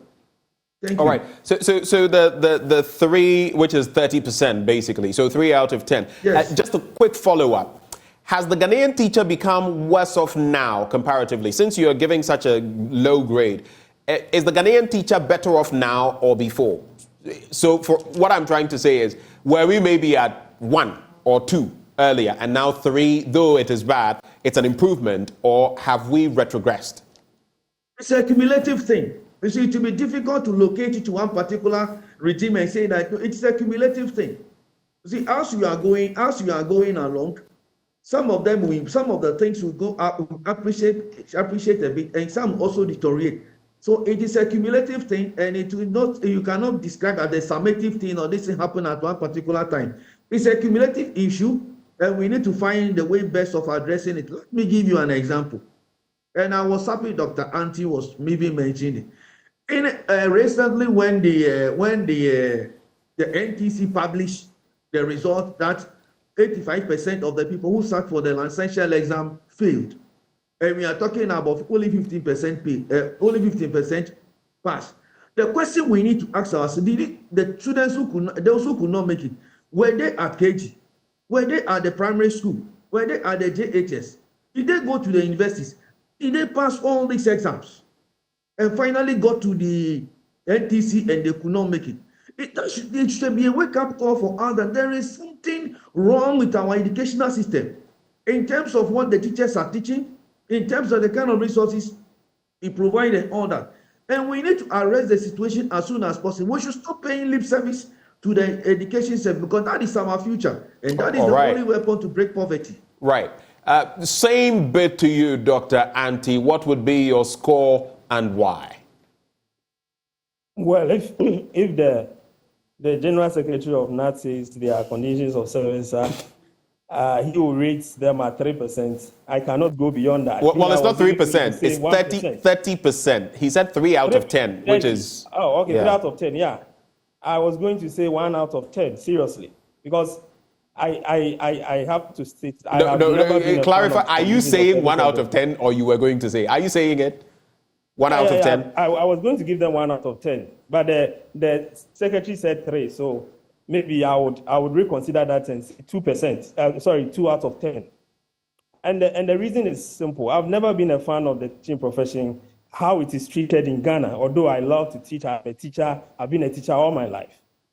And this is because the way teachers are treated in this country, it's an eyesore. It's not a profession that if you don't have the kind of heart and the commitment to venture in, you would. And that is why every now and then, a lot of people enter, they find something more profitable doing, and then they leave. Okay, so the profession has never been, in the way that we treat it in this country, have never been the kind of profession that one would be proud of entering into. And if that is the case, I don't think anybody would want to rate the current status of the Ghanaian teacher above 30%. I don't think so. I don't think so.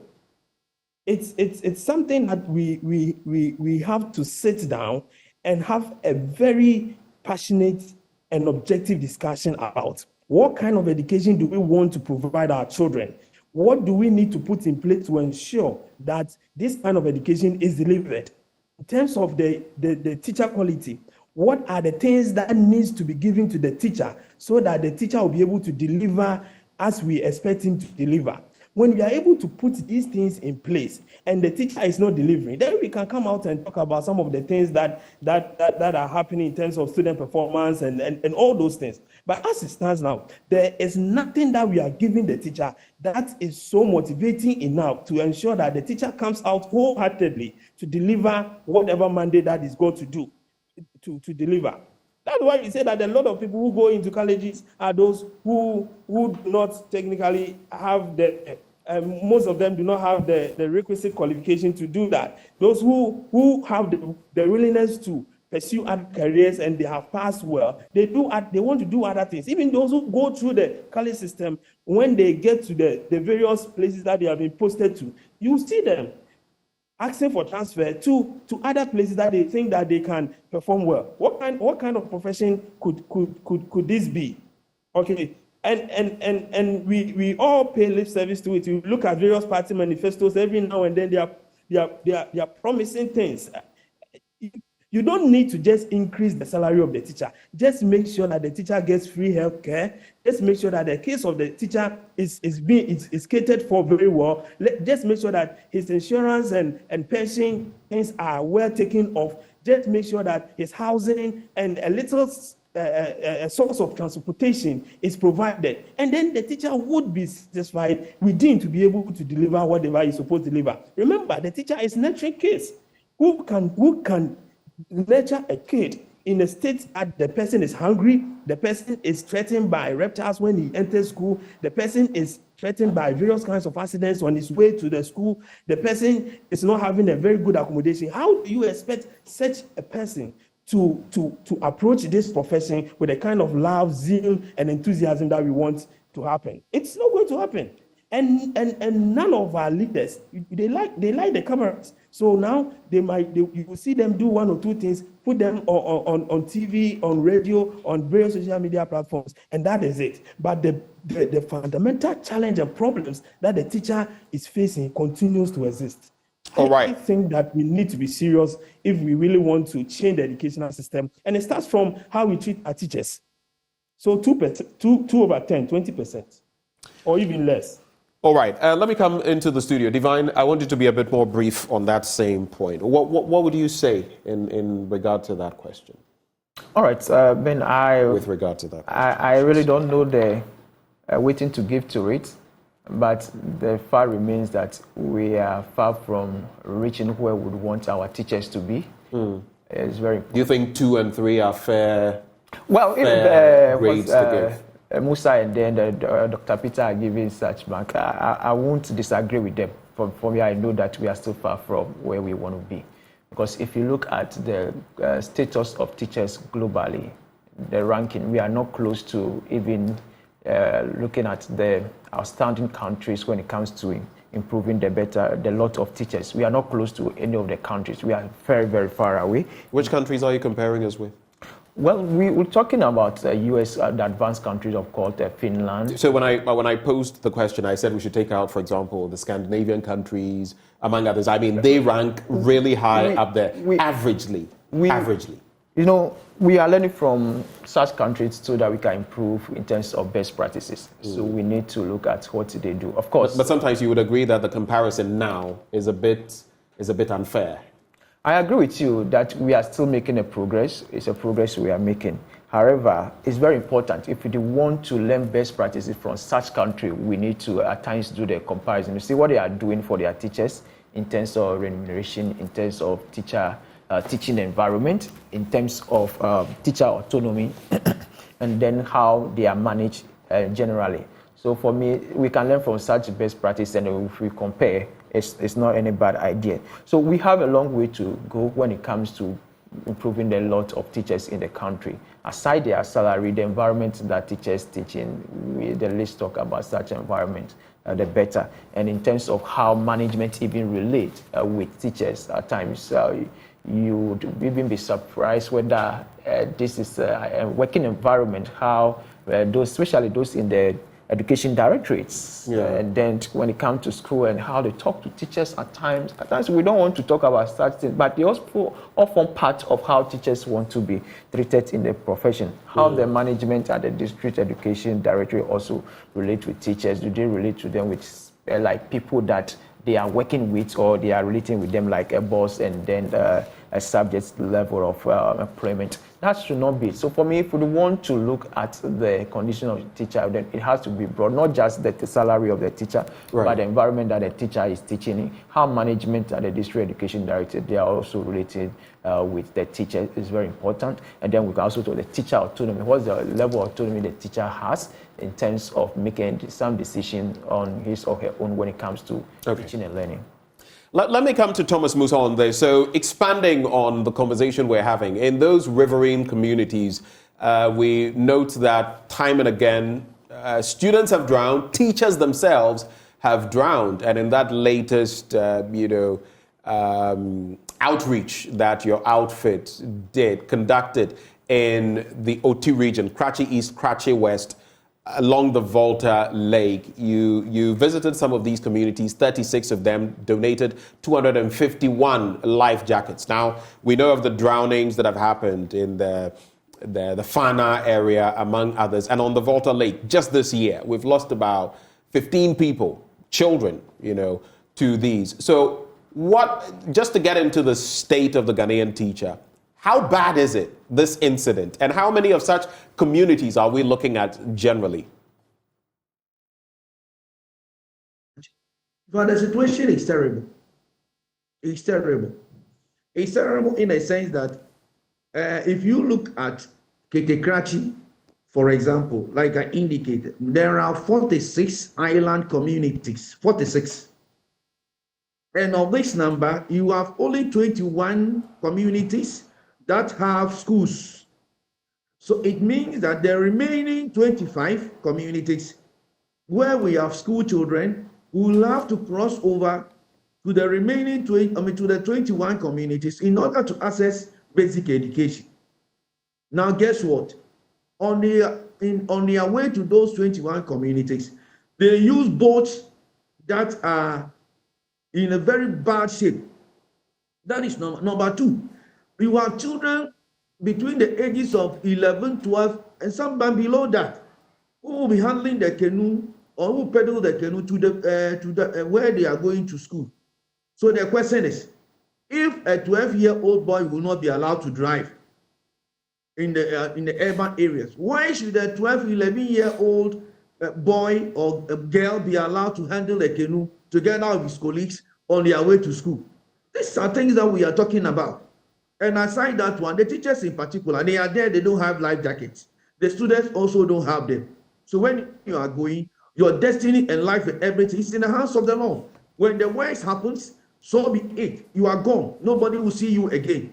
And if you look at the kind of boats that they are using there, the boats are terrible. The boats belong to individuals because they don't have money to replace them. Even when they are going, you have to be fetching the water out of it. You have to be fetching the water out of it until you arrive at your final destination. The question is, we keep on asking, why? For how long are we going to allow this thing to happen? And so once and if you come to the Ketekrachi East there they have about 15 communities.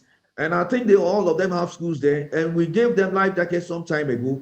And we have gone to, we've given 250. We intend to go to the Brong Ahafo region, Kwame Danso, and the other areas. So we'll go to the northern region, Makango, among other things. Then we'll come to Fana, where we lost some children recently. We want to go there too. And please, let me add this one. We are not only talking about life jackets. The girls that need the sanitary pads to enable them stay in school. These things are very, very important. These are basic necessities that the children must have, and the teachers also must be provided with all the needed logistics to enable them provide quality education to our children. Look, if time will not permit us to be talking about this in the whole day, but I would want to indicate and also thank Joy FM that this particular campaign should be sustained for a long period until all our children, our grandmothers and grandfathers, and everybody on the island gets what it deserves, so that at the end of the day, we can say that nobody has been left behind. Right. Otherwise, as the conditions are now, if you ask me, both for the teachers and the students, they are terrible, and they risk their lives on a daily basis. For you, Dr. Anti, I mean, the last time we heard of an incident of a teacher drowning was in May, when a teacher actually lost his life serving on an island called Agam, Kope. And that was what happened in that instance. Yes, the Ghana National Association of Teachers has embarked on this outreach. What more do you want to see from government's end? I mean, we've been speaking about students drowning. Teachers are also drowning. From this end, what action would you want to see in the next, let's say, quarter of the year? Thank you very much, Ben. Let me be frank with you. I don't know what our leaders or authorities do with data and statistics in this country. Because just last year, the Ghana Statistical Service released proximity to essential services report. And it was clear in there the number of communities that do not have access to all 3 levels of basic education, early grade, kindergarten, primary, and junior high school. The report was so explicit on that. Apart from that, every year, the Ministry of Education, through its MS data, do what they call the annual census school survey, and they collect data on all schools in the country. So as we stand here, I can assure you that the ministry knows the resource that each basic school have in this particular country. They know, just by a click, they will be able to know all those information. So it's about how we use this data to solve the problems. And these are people our leaders are not willing to do. They are interested in the cameras. They are interested in getting political capital from the little that they are supposed to do to ensure that education service is sustained. So I don't think there's anything in the plan within the next quarter or even the remaining half of the year for these communities. I don't think they have any plan for them. If they do, then they should let us know what they have for these communities that do not have schools or they have difficulty in accessing schools, and these communities that have schools that people need to travel by crossing rivers and all those things. Let us have a press conference by the ministry or the Ghana Education Service detailing or telling us the plan and the strategy that they have for these schools for the rest of the year, then we can see the foresight that they are putting some of these problems with. But I can assure you, there's no plan. They are waiting for another disaster to occur so that they can visit the community and then take pictures and splash them on social media. Sorry. What then would be your call on government on this matter? Like I said, so we've entered another quarter, okay? What would be your call on government? You say it doesn't appear that there is any plan. The Education Ministry is there. The Ghana Education Service is also there. What then would be your petition to them? You have the platform. They should go back to the data that they have. Which one? Their MS data. Or they should just visit the Ghana Statistical Service and then look at the proximity to essential services reports that was published last year. I don't think that they are not aware of this. They know all these things. They should go back to it, get these communities, do a strategic plan for the next, let's say, 6 to 1 year. 6 months to 12 months, or maybe for the next 2 years, what plans they have for these communities that do not have access to any form of a basic education. What plans do they have for these communities that people will have to travel by river or whatever it is to get to?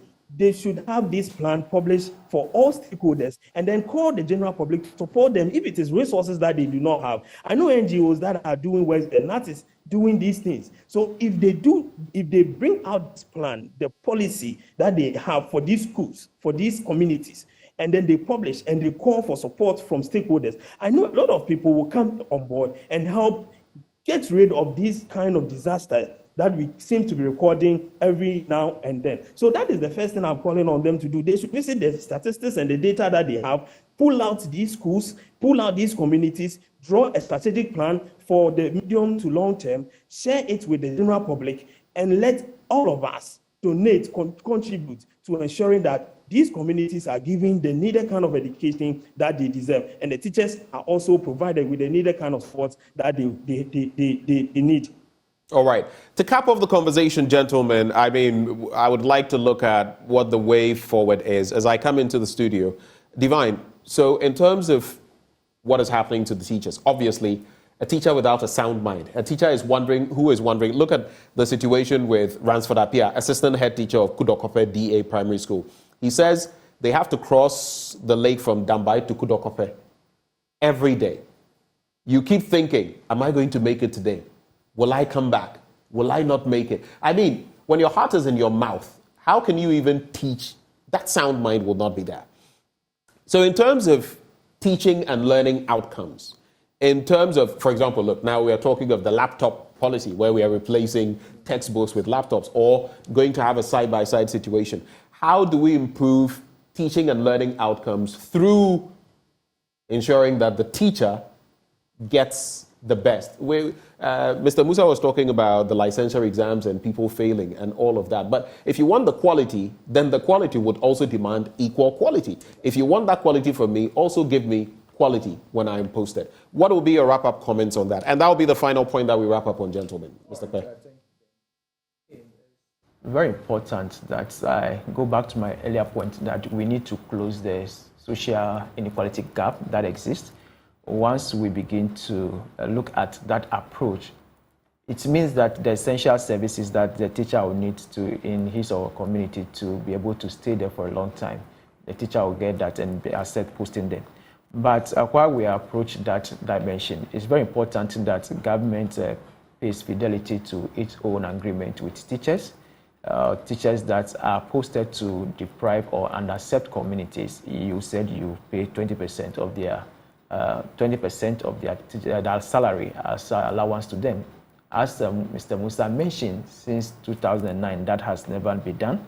And also, if you look at the deployment and the teacher transfer strategy by the Ghana Education Service, there are other things in there to ensure that the teachers that are posted to the deprived areas remain there. For instance, accelerated promotion for teachers, meaning that instead of they doing 3 years before promotion, they should do 2 years. They also have study leave for teachers in such area, meaning instead of doing 3 years before study leave, you do 2 years. And then also continuous professional development program. The GSA, they will take the cost of that. Teachers would have that for free. And then also prioritize transfer. If you have been there for a number of years, if you want transferred, that will priority will be given to that. But if you look at all these nice things that are captured in the strategy, it comes to the point of how well the GS is implementing these particular strategies that they have identified. For me, I don't see the level of fidelity that they are playing to this very important strategy that they have lined. So they have to go back. The 20% that you promised, you need to go back and do that. Right. What's the name? The transfer that you promised that if you stay here for a very number of time, I can give you priority in the transfer. You have to pay fidelity to that. It's very important for government to pay priority to its own strategy that it has outlined. So for me, it has to go back to what government has outlined in its own strategy and be able to live to that. Okay, so go back to what... Yeah, but broadly, the district assembly, if you look at the Education Act 2020, it puts solely responsibility of improving the lots of teachers in terms of their accommodation and then also establishing school at the doorstep of the district assembly. So for me, it's very important that we begin to direct some of this focus to the district or local government so that they also live up to their expectation. Thank you. Dr. Anti, quick thoughts on the way forward. Well, I think government should prioritize some of the things that they are spending money on are not urgent and not important or not a priority at this time. I think that the government should look at its data and list or segregate the deprived schools from the ones that seems to be doing well, and then pay much attention to these schools and help bring them to a level that can be comparable to the schools that are not deprived. I think that should be the way to go. And I think that should now, even with those who are appointed to head some of these institutions, we should set these targets for them. How many deprived schools were you able to improve when you got the appointment? These are some of the questions that we need to put to ministers, director generals, and other people that are heading our institutions. Right. Thank you, Dr. Anti. Mr. Musa, you have the final word. Hello, Mr. Musa. Thank you very much. For me, the promise in the 2023 budget must be kept. That we need to review some of our flagship programs, because as we speak now, all the needs and the requirements of the basic schools, government cannot do it alone. Therefore, it is about time that we do whatever we can do to get the parents, get the old boys, get other stakeholders to come and help us found or provide resources to the education as it stands now. If care is not taken, and government is always talking about that, because it is free, I want to do everything. Sooner or later, the basic schools will collapse on us. Believe you me, it will collapse on us.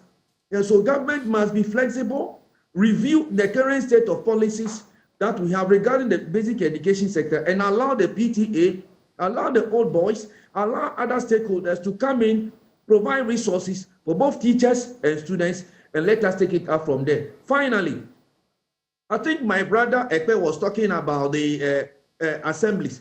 Please, for the assemblies now, they are disabled. And I think time will not permit us to talk about them. When you are talking about these things, we should not even mention assemblies. They are just there. And please, I just want to be charitable this morning. Thank you very much. I want to leave it there. Thank you, gentlemen, for joining the conversation. As for the conversation on teachers, it's an unending one, and we'll always come back to this until some things are done. Mr. Musa himself saying that in terms of the state of teachers, the well-being of teachers, he would rank that 3 out of 10. Dr. Anti giving a score of 2 out of 10, and Divine Pe refraining from giving a vote, but saying it leaves a lot to be desired. Well, thank you, gentlemen, for joining the conversation. We've been joined by Thomas Musa, who is the General Secretary of the Ghana National Association of Teachers. We also had Dr. Peter Antipate, Executive Director, Institute for Education Studies, and Divine Pe, Programs Manager, Africa Education Watch. Divine, thank you as well. Thank you, Ben. Well, coming up next, it's a country bordered by Liberia and Guinea, and their current leader won in the June 24 election. But there's been a lot of turmoil in Sierra Leone since that time, with the Sierra Leone People's Party winning, but the All People's Congress not accepting the results. We have details of that as we interact with the Minister for Information and Communication of Sierra Leone, Mohamed Rahman Souare. Remember, what happens there affects us in the sub-region. That conversation up next on the AM show. Do stay.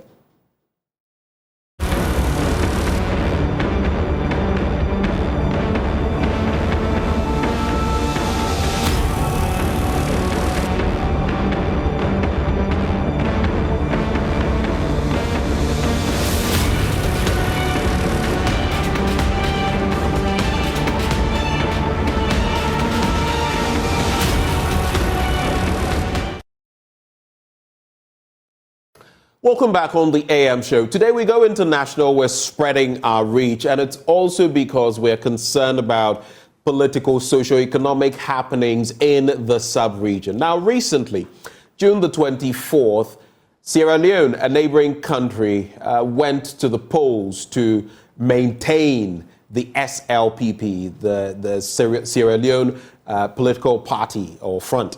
Now, the APC, the All People's Congress, and now they are also in Nigeria, but the APC is contesting that election and its outcome.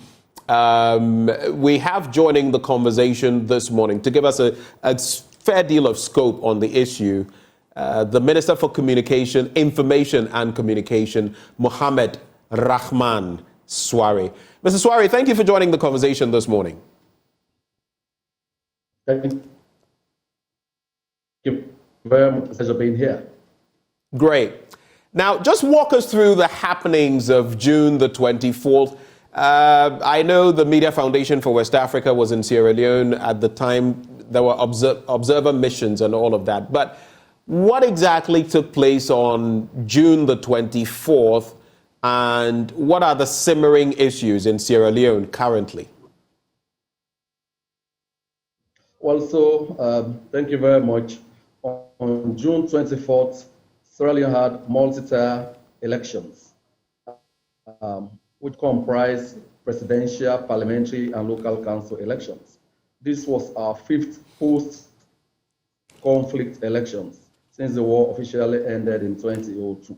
In these elections, about 12 political parties contested, including the SLPP, which currently has the presidency.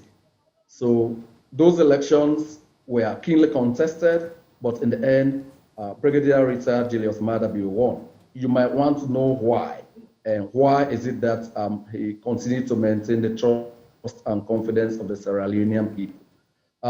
In his 5 years in governance, he embarked on very, very important policy reforms. He also embarked on a human capital development agenda. We allocated about 22% of our national budget to education, which has seen about 3.1 million kids in school, all paid for by government, including for their transitional exams. Girls who pass the final transition exams to university and who are undertaking STEAM courses also end up getting free education. We provide hot meals for over 600,000 kids. We provide subsidized school buses. We provide teaching and learning materials, particularly in core subjects. So apart from that, when we took over, we had an electricity generation access of about 16%. Today, we're in the region of 35%. Very recently, on the eve of elections, we have electrified 7 district headquarters towns. And even at the peak of COVID, Sierra Leoneans are very pleased that government was able to do direct interventions to support their palliatives. We did direct cash transfers to the poorest of the poor. We did cash transfers to people living with disabilities during lockdowns. We paid salaries to hotel workers for 3 months. We made cash readily available to importers to the central bank to ensure that they did not run short of foreign currency. That's the reason why Sierra Leone never ran short of any of the essential commodities during COVID. Now, in terms of President Madabio, we have progress. Again, when it comes to legal and legislative reforms, go ahead, Mr. Swari.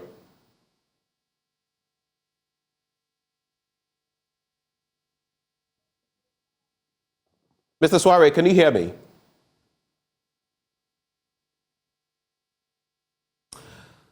All right, so there may be some connectivity issues. Of course, Mr. Swari is himself in Sierra Leone. Mr. Swari, if you can hear me, land on the point you were making. Well, I simply wanted to say Sierra Leoneans had every reason to have overwhelmingly voted for the president on the first ballot. He has provided them human capital development agenda, which literally touched every nook and cranny of the country.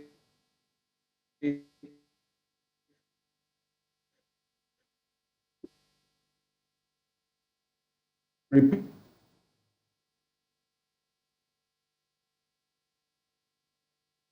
the criminal law,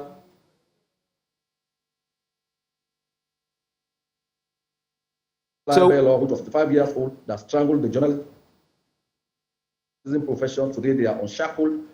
We have enacted the gender empowerment, and women journalists are quite happy, and they show their. Right. We're having some connectivity challenges, Mr. Swari. I hope it gets better in the course of this conversation, else we may have to find other alternatives. But contemplating the situation in Sierra Leone, we know that Julius Maada Bio actually came through as a military leader. He's a former brigadier in the army, contested once in 2012, got about 37% of the vote and lost. And then in 2018, he came to power. Now, looking at the sub-region and all the elements we are seeing as far as the military is concerned, look at Guinea, which is a country bordering yours. Look at Mali. Even look at the Ivory Coast, Côte d'Ivoire, with their president going for a third unprecedented term. Looking at the climate in Sierra Leone, should Maada Bio, regardless of the gains you speak of, do you feel he should have gone into this election, put himself forward for re-election?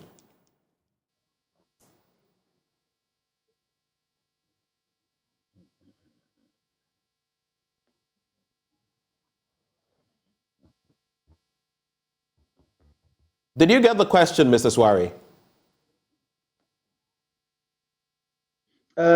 It was a little. Some part of it was not quite clear. Okay, so I'm merely saying that, Mr. Swari, that the sub-region is in turmoil. You can look at Guinea, a country that shares a border with your country. You could look at Liberia and what it has escaped. You can look at the Ivory Coast with the president going for an unprecedented third term, tweaking the constitution.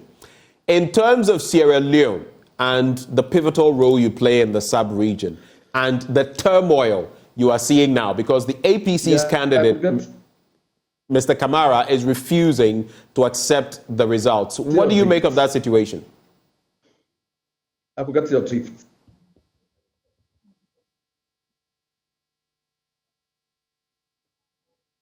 Yeah? Let's go. Mr. Swari, did you get my question? It appears the internet connectivity at your end is not the best. So in simple terms, I want to find out. I want to find out, Mr. Swari. Okay, so go ahead.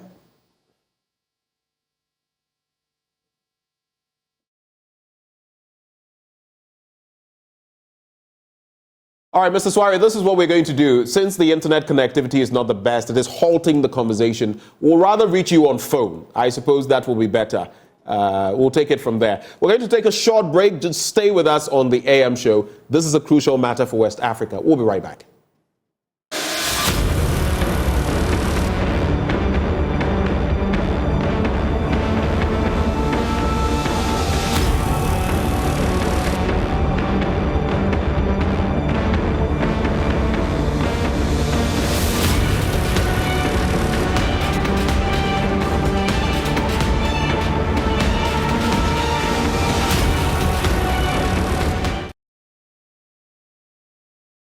Welcome back on the AM show. And to those of you who are watching us live, our sincere apologies. Technology, it has a mind of its own sometimes. But we've got Mohamed Rahman Swari, who is Minister for Information and Communication in Sierra Leone, on the phone now. This should be much better. Mr. Swari, welcome back to the conversation.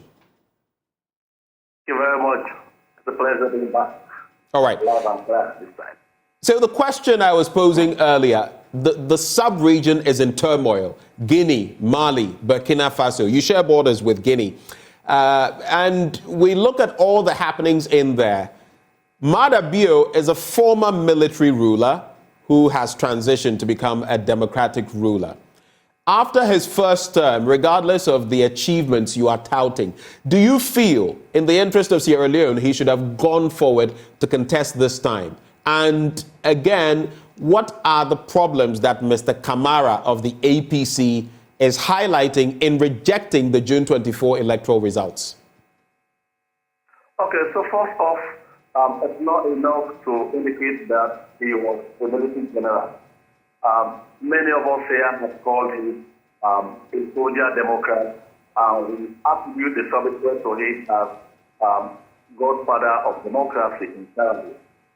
In his brief stint as military head of state in 1996, he conducted elections, free, fair, and credible elections, and returned the country to democratic civilian rule after over 24 years of one-party dictatorship and a few years of military rule. So he's credited with having restored democracy to Sierra Leone. Fast forward, we are very concerned about the reception of democracy in West Africa in the places you mentioned, but Sierra Leone has continued to consolidate our democracy. This is the post-war elections were holding, and all of these elections have been conducted by Sierra Leone. President Leone has continued to be an inspiration, a colleague in the sub-region. When Mali had a crisis, when Guinea had a crisis, he's been playing a mediating role, commissioned by ECOWAS, because he has been through that, he's done that, and he's now a civilian leader. So he's quite a breath of fresh air, he's around here, and he's prepared over real reform, that will be the envy of other countries around here. Remember I mentioned many African leaders would love to preserve the death penalty in their books, to abolish that. Many have used the criminal libel law on the books over 55 years to stand with defense. And all of those things, and it's empowered women more than any other person. So yes, we are concerned. We believe the best thing to have happened to this country is President Leone running for the second term and winning re-election on the first ballot. Because this reform and this game need to be consolidated. And at the same time, we need to accelerate transformation. Right. So because of this reason, His Excellency, okay, yeah. Go ahead, but I also want you to quickly address why Mr. Kamara is refusing to accept the electoral results of June the 24th. Okay, so, we understand African losers, for the most part, will always rig up one form of excuse or the other. His Excellency and the Elections Commission are not to be for this election over a year in advance, a month last year. This was to be enough opportunity to all parties to prepare themselves and contest the election. The APC, which Dr. Kamara leads, was busy with internal bickerings, was busy, fighting amongst themselves. They did not organize themselves. They had ideological challenges. Whereas that was the case with them, His Excellency went to every nook and cranny, and this message was very clear. He ran on a solid track record, and his message for re-election resonated with all Sierra Leoneans across this country. That is why, if you look at the parliamentary and local council election results, his party literally won seats in every place except in one district where the former president is from and where he now resides. So this is an indication that this district was on the basis of his track record. We had introduced equality education. We have several at the peak of twin shocks of COVID, and the Russian-Ukraine war continues to keep the economy up and running. We have We have recruited a lot of teachers. We have brought more healthcare workers onto the payroll. We have, continued to create jobs. We have increased salaries even in the midst of all of these challenges. And we have continued to maintain international trust and stability. Sierra Leone is beginning to be the ideal investment destination.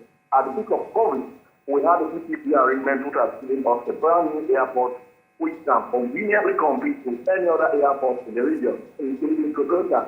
So all of these things are happening, and a lot more is set to happen in the second term of excellence. All right.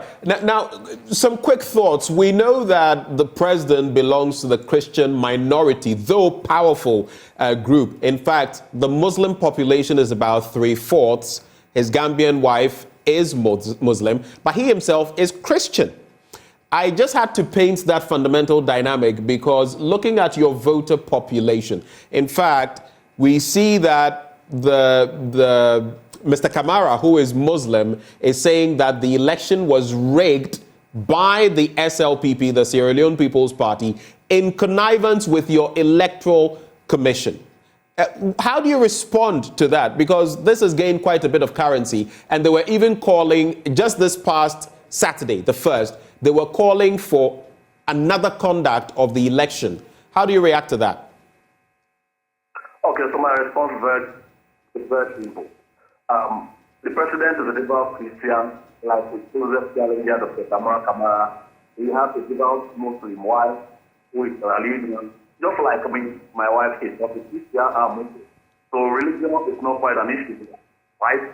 So fast forward to the issues. Dr. Julius Madabu won this election because of his track record and because of the promises his leadership holds in country. Whereas Dr. Kama and others, even before the election, were making very unrealistic demands. He wanted the whole electoral commission to resign 2-3 days to the election. He wanted them replaced by the foreign expert election people to conduct, white people to conduct the election. Number 3, they literally made very outlandish demands. I mean, we are a 62-year-old country since independence. We have conducted elections for ourselves since 1996 when we returned to civilian rule. And these elections have been conducted by Sierra Leoneans like, in fact, an improvement on the previous elections. These ones, they are funded 95% by the government.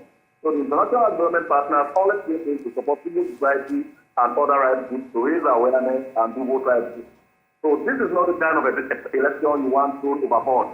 We think he was asking for something unconstitutional because our constitution is very clear. You have to be a Sierra Leonean, a registered voter to become a member of our electoral commission. So all of those requests were, out of work. Secondly, you had them talking about a rerun in their most recent press release. I mean, that is also unrealistic, right? The only person, the only institution that has the competence to ask for a rerun of an election after an official declaration of the presidential election outcome, the president has been sworn in. The only competent authority to do that is the Supreme Court. The election is so challenged in the Supreme Court. So the options are very clear for the opposition. Instead of riling up more problems, we encourage them to use the later institutional mechanism to secure it. I mean, in 2012, when we lost the election, we challenged it in the Supreme Court. When they had issues with the new electoral system, the proportional representation, we challenged it in the Supreme Court, and there was a ruling. We have moved on and lived happily ever after. All right. His Excellency, the elections are come and gone. They are now over. We want to now embark on the solid challenge of progressive and accelerated development. His Excellency has extended a hand of friendship and fellowship to all progressive party leaders, including the closest challengers. Right. Party colleagues, they worship in the same congregation and in the same parish and told. Has extended a hand to them to join me in the adult class of rebuilding this country and taking our country to the next higher level.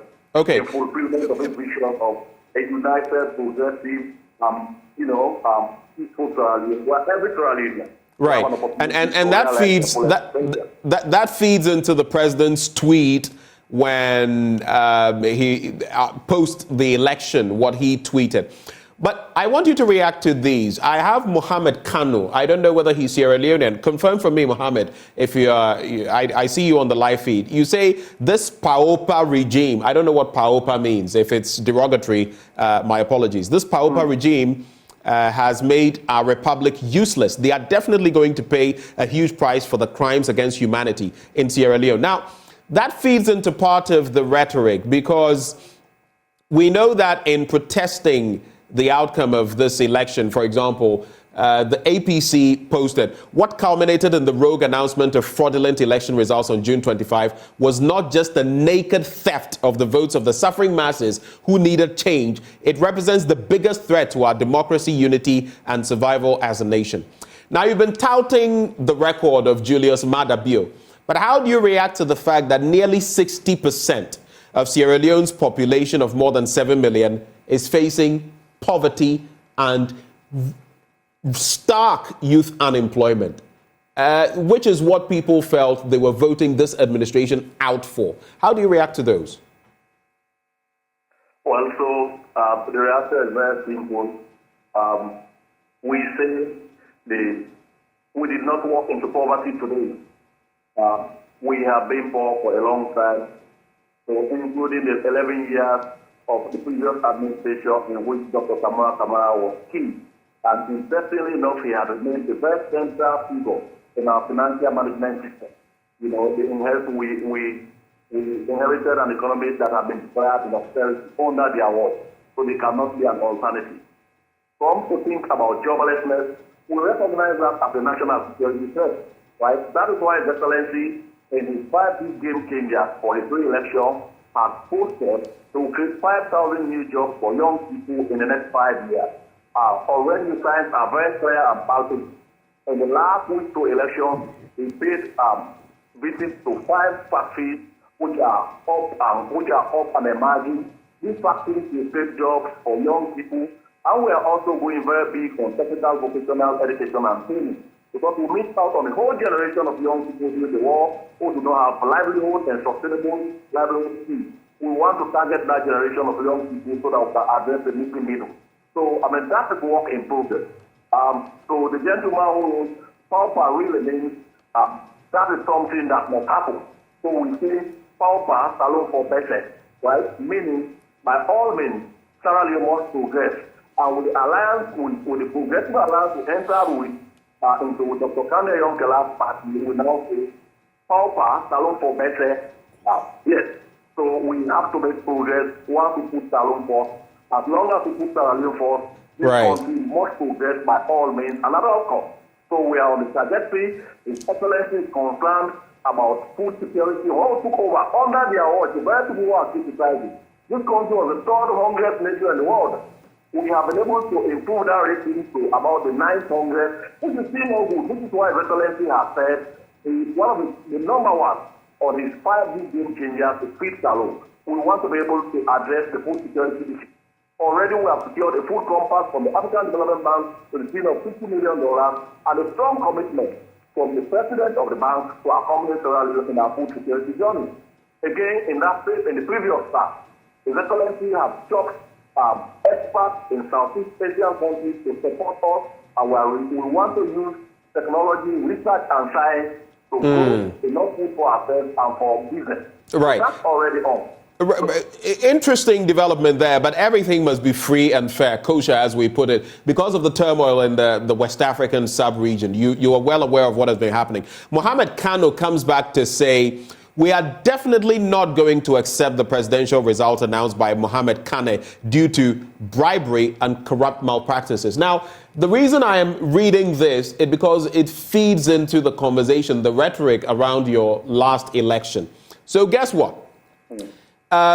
When the electoral results, when they were declared, the African Union and ECOWAS went ahead to say that everything had been free and fair. But there have been critical questions by the European Union, the UK, the US, and especially France in particular, in terms of how the Electoral Commission tabulates votes. In fact, they have called for a display of the results from each polling station. Why is the Electoral Commission in Sierra Leone not able to do that? Well, So, Sierra Leone did not begin yesterday or on June 24th. This has been the most transparent elections ever seen. On elections day, to the credit of this government and to the election commission, everybody there were vehicular movements interrupted. Everybody went about their normal business. Elections went on peacefully, but for a few issues here and there. And nobody was denied the right to vote as long as they were refused by 5 o'clock.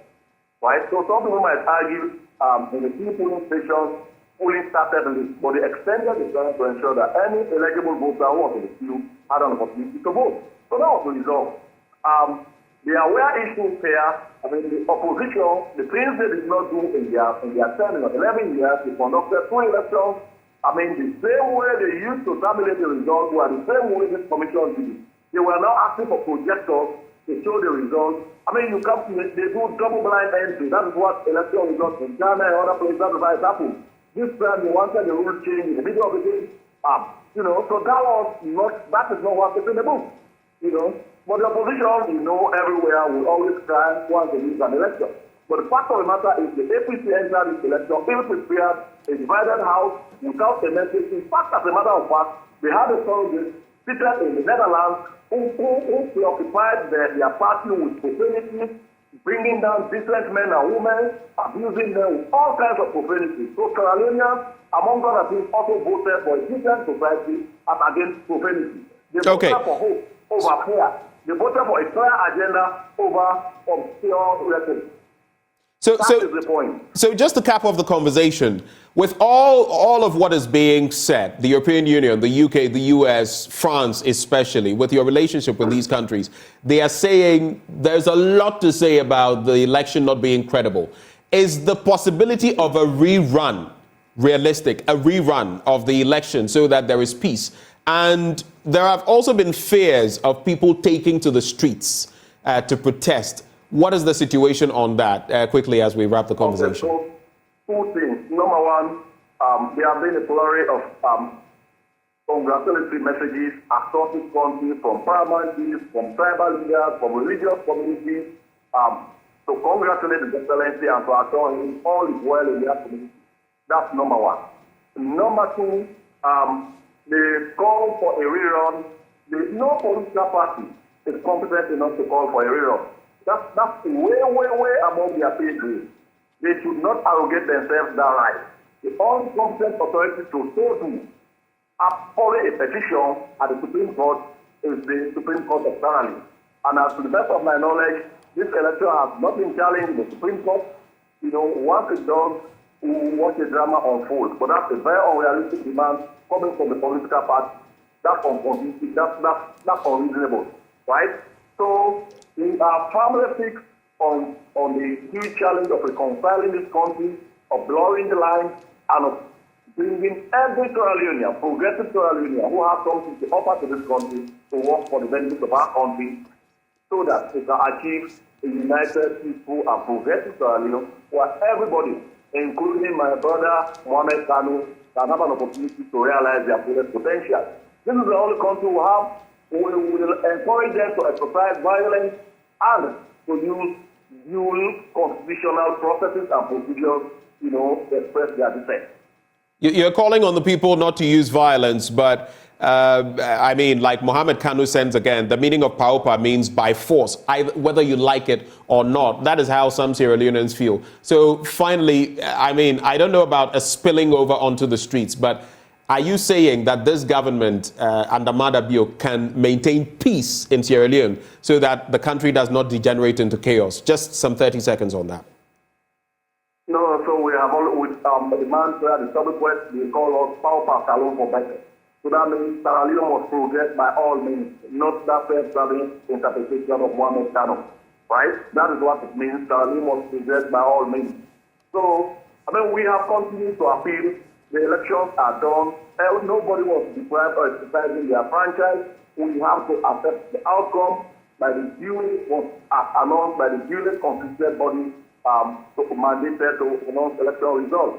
If anybody has issues with the outcome, they know where to go to the court, which are constituted to dispense justice to all manner of persons who want to appear before them.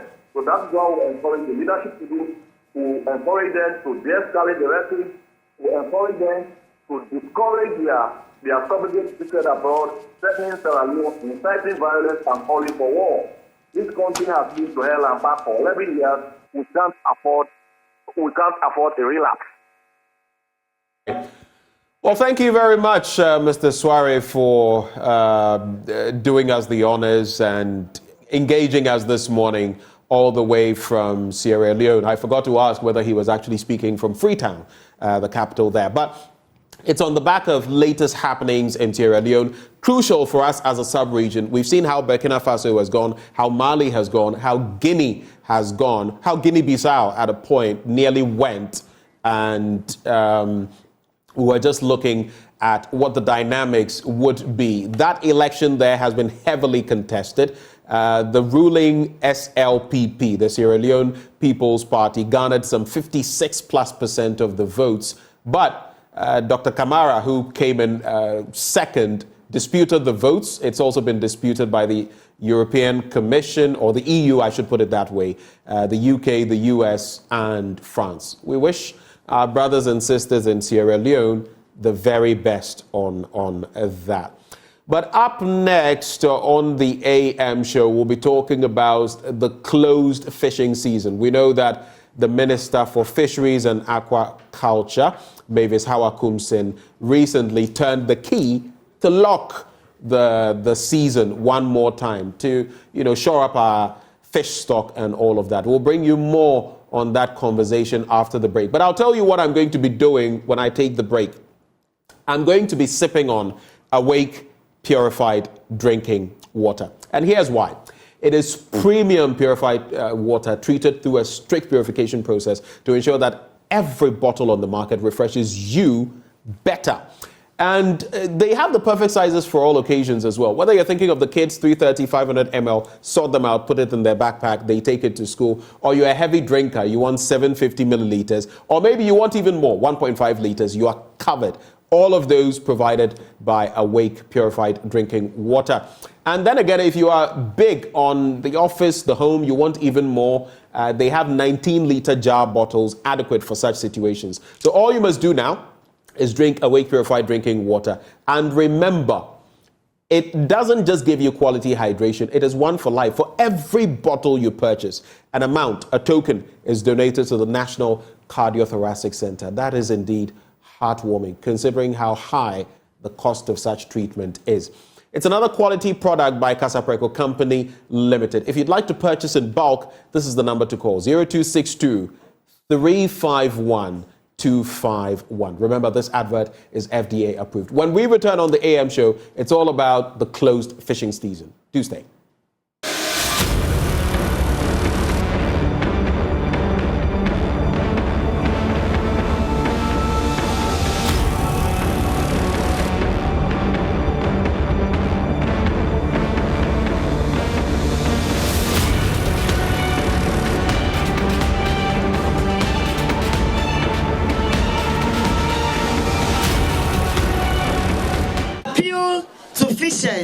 To desist from fishing and comply with the closure.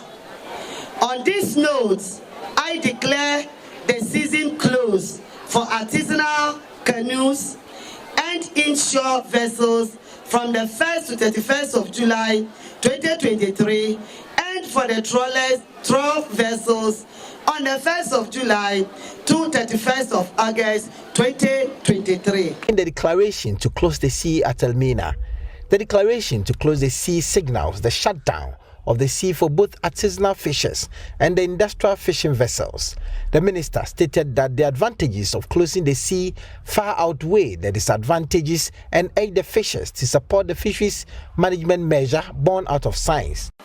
We all attest to the fact that the marine subsector has experienced decline in fish stock level and size due to activities of overexploitation and illegal, unregulated, and unreported fishing, among others. The livelihoods of the over 3 million people and 187 coastal fishing communities that depend on the fisheries resources are being threatened by depletion or decline of fish stocks. Accordingly, the Ministry and the Fisheries Commission, since 2016, have been implementing the closed fishing season as a fish stock recovery and replenishing the strategy in accordance with Section 84 of the Fisheries Act 2002.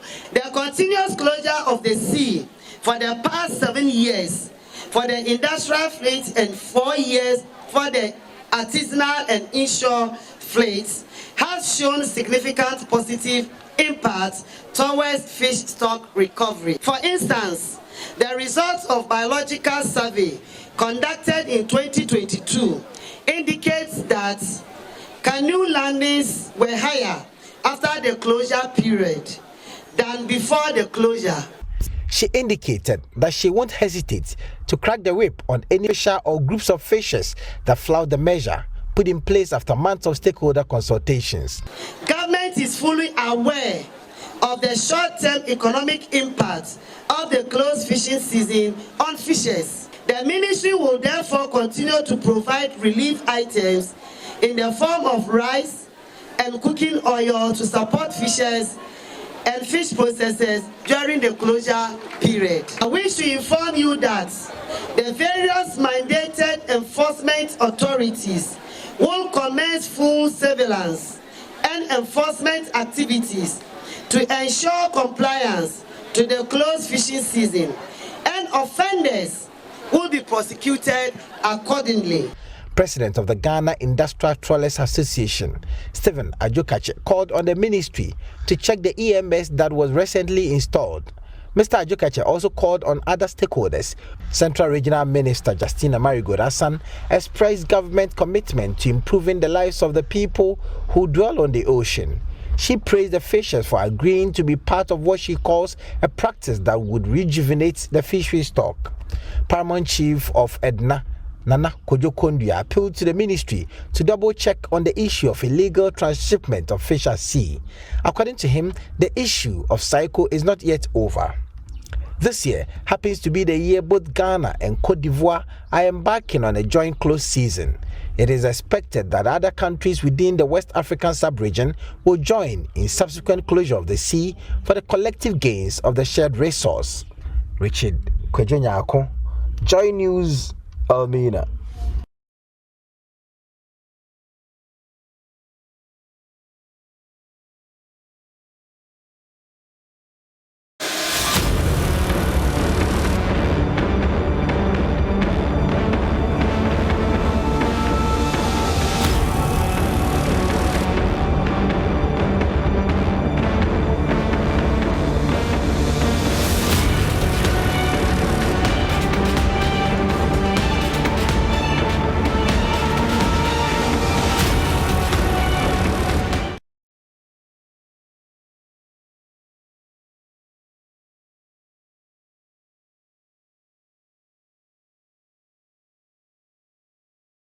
A very good morning to you. Welcome to a new month. It's a pleasure to have you here on the AM show. That story you just saw was put together by my colleague Richard Kwejo-Nyako. Thankfully, we've been joined by the Deputy Fisheries and Aquaculture Minister, Moses Enim.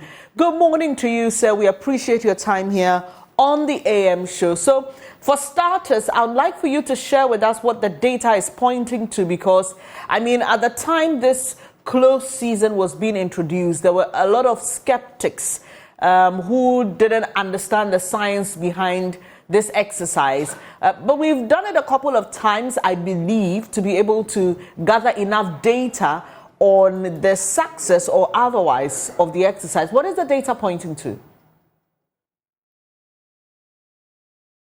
Hello, Mr. Enim. For this morning. Thank you very much for this morning. Can you hear me? Yes, I can. Yes, I can. Good. And I think that Nyako really did a very good coverage. And we are grateful to Joy FM as well. The trick has been integrating the science with practical experience. Okay. And that is what made the compliance very successful. And we know the practical experience is the stakeholders. And therefore, when you engage them and they come up with their practical experience, then you're also able to interpret the science aspect to them. Their understanding comes out very clearly. And therefore, we really enjoy in patronage, not 100%, but majorly there's a huge patronage and then observance of the close season. The numbers are showing improvement. In fact, when we did the report, the indications are that most fish species are being caught after they spawning at least once. And there's science to determine it. When you take the gonads, when I talk about the gonads, I'm talking about the egg and then the sperms. If you do the weight of a gonad in relation to the total weight of the fish, it will give you the fair idea as to whether the fish spawned before it was caught or it did not. We also take in length. And when you take the length, it tells you can compute the length into a formula that will give it the age of the species or the fish. Also, we've also determined in terms of quantity, the catch per unit effort. It has also shown an increment in that direction. What it means is that gradually, it is not just the close season alone as a management measure. It is an integration or concurrent implementation of management measures, which includes strict adherence to the rules and then the regulation and then the law, the deterrent that we put in place, also the enforcement of the law in terms of punitive decisions against whoever causes infractions of the law, also supporting increasing the budget for the fisheries enforcement unit so that they can go along to the landing beaches and ensure that the right things are done, and also the trawl vessels, the sort of gear regime that we're giving to them, we are strictly holding it. We're renewing their license. If you don't oblige to the gear regime that we've given you in terms of the specifications and approved sizes that we've given you, the selectivity of it, the vertical opening being 10 meters, the cord end being 10 meters, and then taking out the constraining strikes. Definitely, you cannot allow to be given, we will not allow a license to be given to you. Also, we are also making sure that there's inspections, there's serious inspection before going at sea inspection, at port inspection, and then when you arrive, we also come to inspect. So it is a cumulative outcome of this concurrent management of the concurrent implementation of these management measures that has seen the success that we're getting. Now we also churn out report before, during, and then after. We churn out report that the report is also presented and validated with all the stakeholders. When I speak about the stakeholders, I'm talking about the major stakeholders who are the fisher folks themselves along all the value chain. Academia is part, also CSOs are part. As I speak to you, we're implementing the policy very well because we have a science and technical committee headed by Dr. Lamte. So the data is really showing an increase in the stock level gradually. Are you able to tell us in specifics? Mr. Enim, sorry to interject, but I have encountered some fisher folk who say that they haven't seen the impact of the close season on their catch. Are you able to share with us, for example, in terms of metric tons, what is the justification for saying that you have gotten a higher yield or greater catch? Are you able to give us specific numbers? For instance, when you look at the demersals, The demersals, we increasing in numbers. We getting about 300 kilogram per unit effort, which is an improvement from either to some 35 kilogram per unit effort. The anchovies have moved to 400 kilogram per unit effort. What we are saying is that the gradual increment that we're getting is an improvement, and looking at the depletion level, it will not take a short term, medium term to be able to get to the satisfaction level that we want. We also have on record that there are species that have gone oblivion for a decade or 2 decades ago. These days, anybody who really want to be very factual will tell you that there are species that have gone in oblivion all these years who are still showing up. Do you know the record? If it show that the round sardinella would have gone into an extinction by 2020. It is as a result of this cumulative management measure that we put in place that we are still seeing the round sardinella being caught in certain quantities, though not to the maximum quantity that we all want. But we believe that in the long term, with the implementation of these management measures, we should be able to get there. The figures are really in the report, but what I can remember offhand is what I've given to you now, the anchovies and then the demersals. Right, Ms. Enim, earlier you made reference to the lack of compliance. There are some people who are still not complying with the directive, and you said that the monitoring team, was it, needed to be equipped in order to ensure that it was fully being complied with. And I just want to understand, is it a case that we don't expect any form of fishing at all? So when we go to our beaches, there should be no activity, which means that if people want fish, they may have to rely on imported fish and not fish caught in our waters. Is that the case, or there are some exemptions made for certain groups? Because when the minister was speaking, we saw that for the bigger vessels, there was an extension of the time beyond what the regular fishermen. Just clarify that bit for us. I did say that we've increased the budget of the fisheries enforcement unit. Right. And it is one of the measures that is to happen in terms of compliance. And the compliance I'm talking about is the total compliance, not only the close season alone, when it comes to fishing responsibly.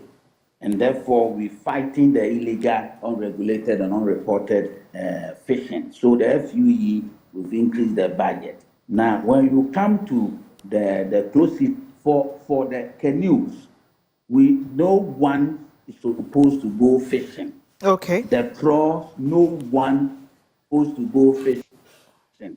In fact, the tuna fleet did this January to March. And you know, because the tuna fleets, they are tuna, and tuna spawns during January, February, March. So if we really want to have an effect of a close season, it's all because we want to allow a species to at least spawn once before it is caught. So the tuna has a different season. When you come to the canoe, that's the artisanal, the inshore, and then the trawl, we start 1st July, and then the tuna ends, and the canoes, they will end 31st July. The trawl will continue from 1st July or up to 31st August. They have 2 months period. So it's for you not to go to sea at all, because we really want the fish. And you know, the scientific explanation, and the scientific explanation is that we have a major upwelling during July, August, September. And the major upwelling is simply that there's underground current that blows from the bottom of the sea upwards, and it comes along with rich nutrients and a lot of biological activity. And that is the time that the species gravitate and spawn. So if you want to improve on your dwindling numbers as far as the stock levels are concerned, then all you have to do is to observe your close season at that critical time that will allow the species to gravitate and spawn and multiply.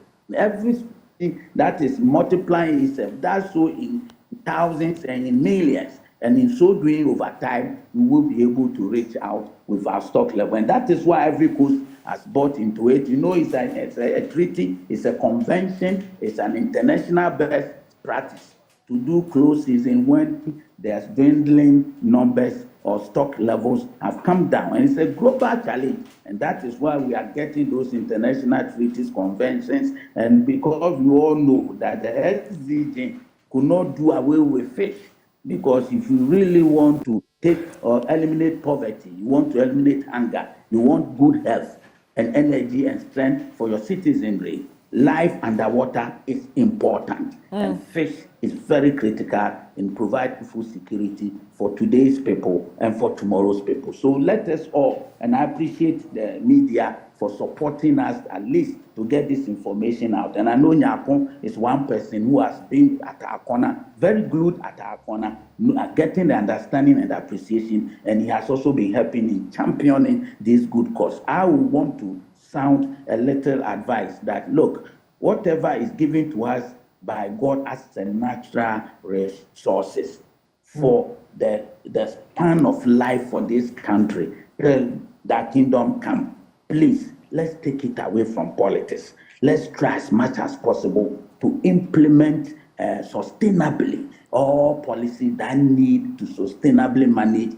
our natural resources devoid of politics. Because at the end of the day, this is what can keep the country alive and can keep the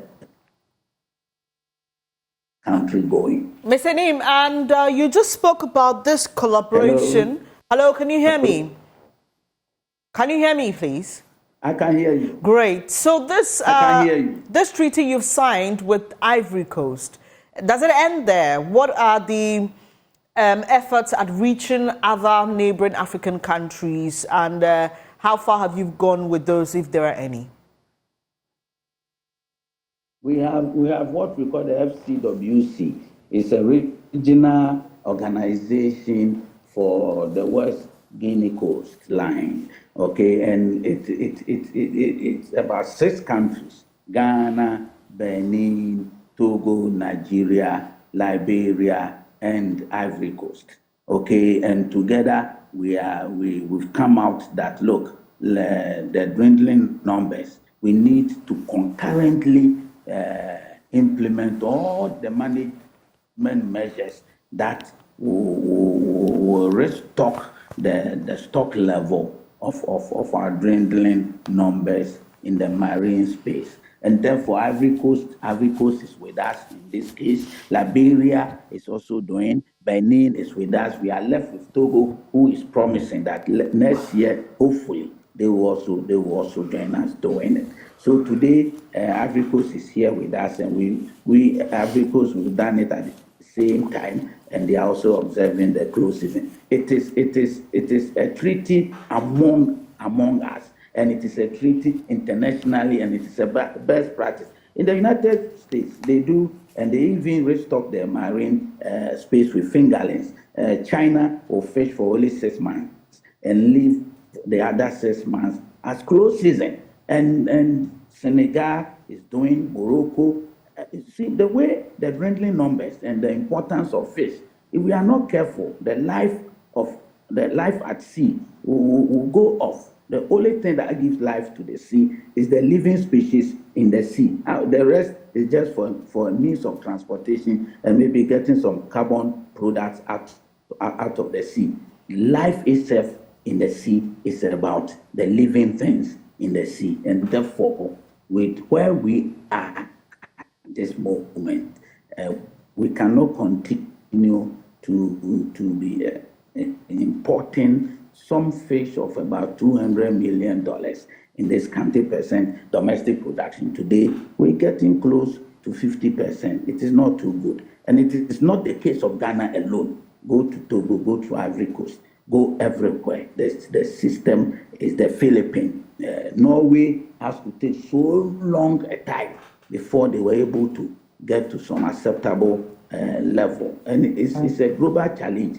We cannot do things differently and isolate ourselves as if the usual transitional times that we do 8 to 5 o'clock, normal things. We can't do normal things and get this right. We have to go the extra normal. We have to work together and implement all the management measures. And let's be honest to ourselves. I keep saying that the problem was created years back. It has taken a long time. Climate change was created by human. The pollution of the marine space is by human. The illegal fishing approach is by human. The unreported and unregulated is by human activity. And therefore, it's a huge challenge. But we are very optimistic that with the sort of patronage and the support and engagement that we have with CSOs, with academia, with our fisher folks, and everybody, gradually, we should be able to replenish the stock. I appreciate your time here this morning. We will stay in touch and get some more figures on the success of the close season over the years. And that's Moses Enim. He's Deputy Fisheries and Aquaculture Minister, giving us some further details as the season has been closed. Fishing season has been closed from the 1st of this month to the 31st, and 31st of July and 31st of August for the bigger vessels. So just keep that in mind. And so if you're looking out for fish, you know that you may just have to rely on imported ones. You're still watching the AM show. It's now time for our Drive Safe.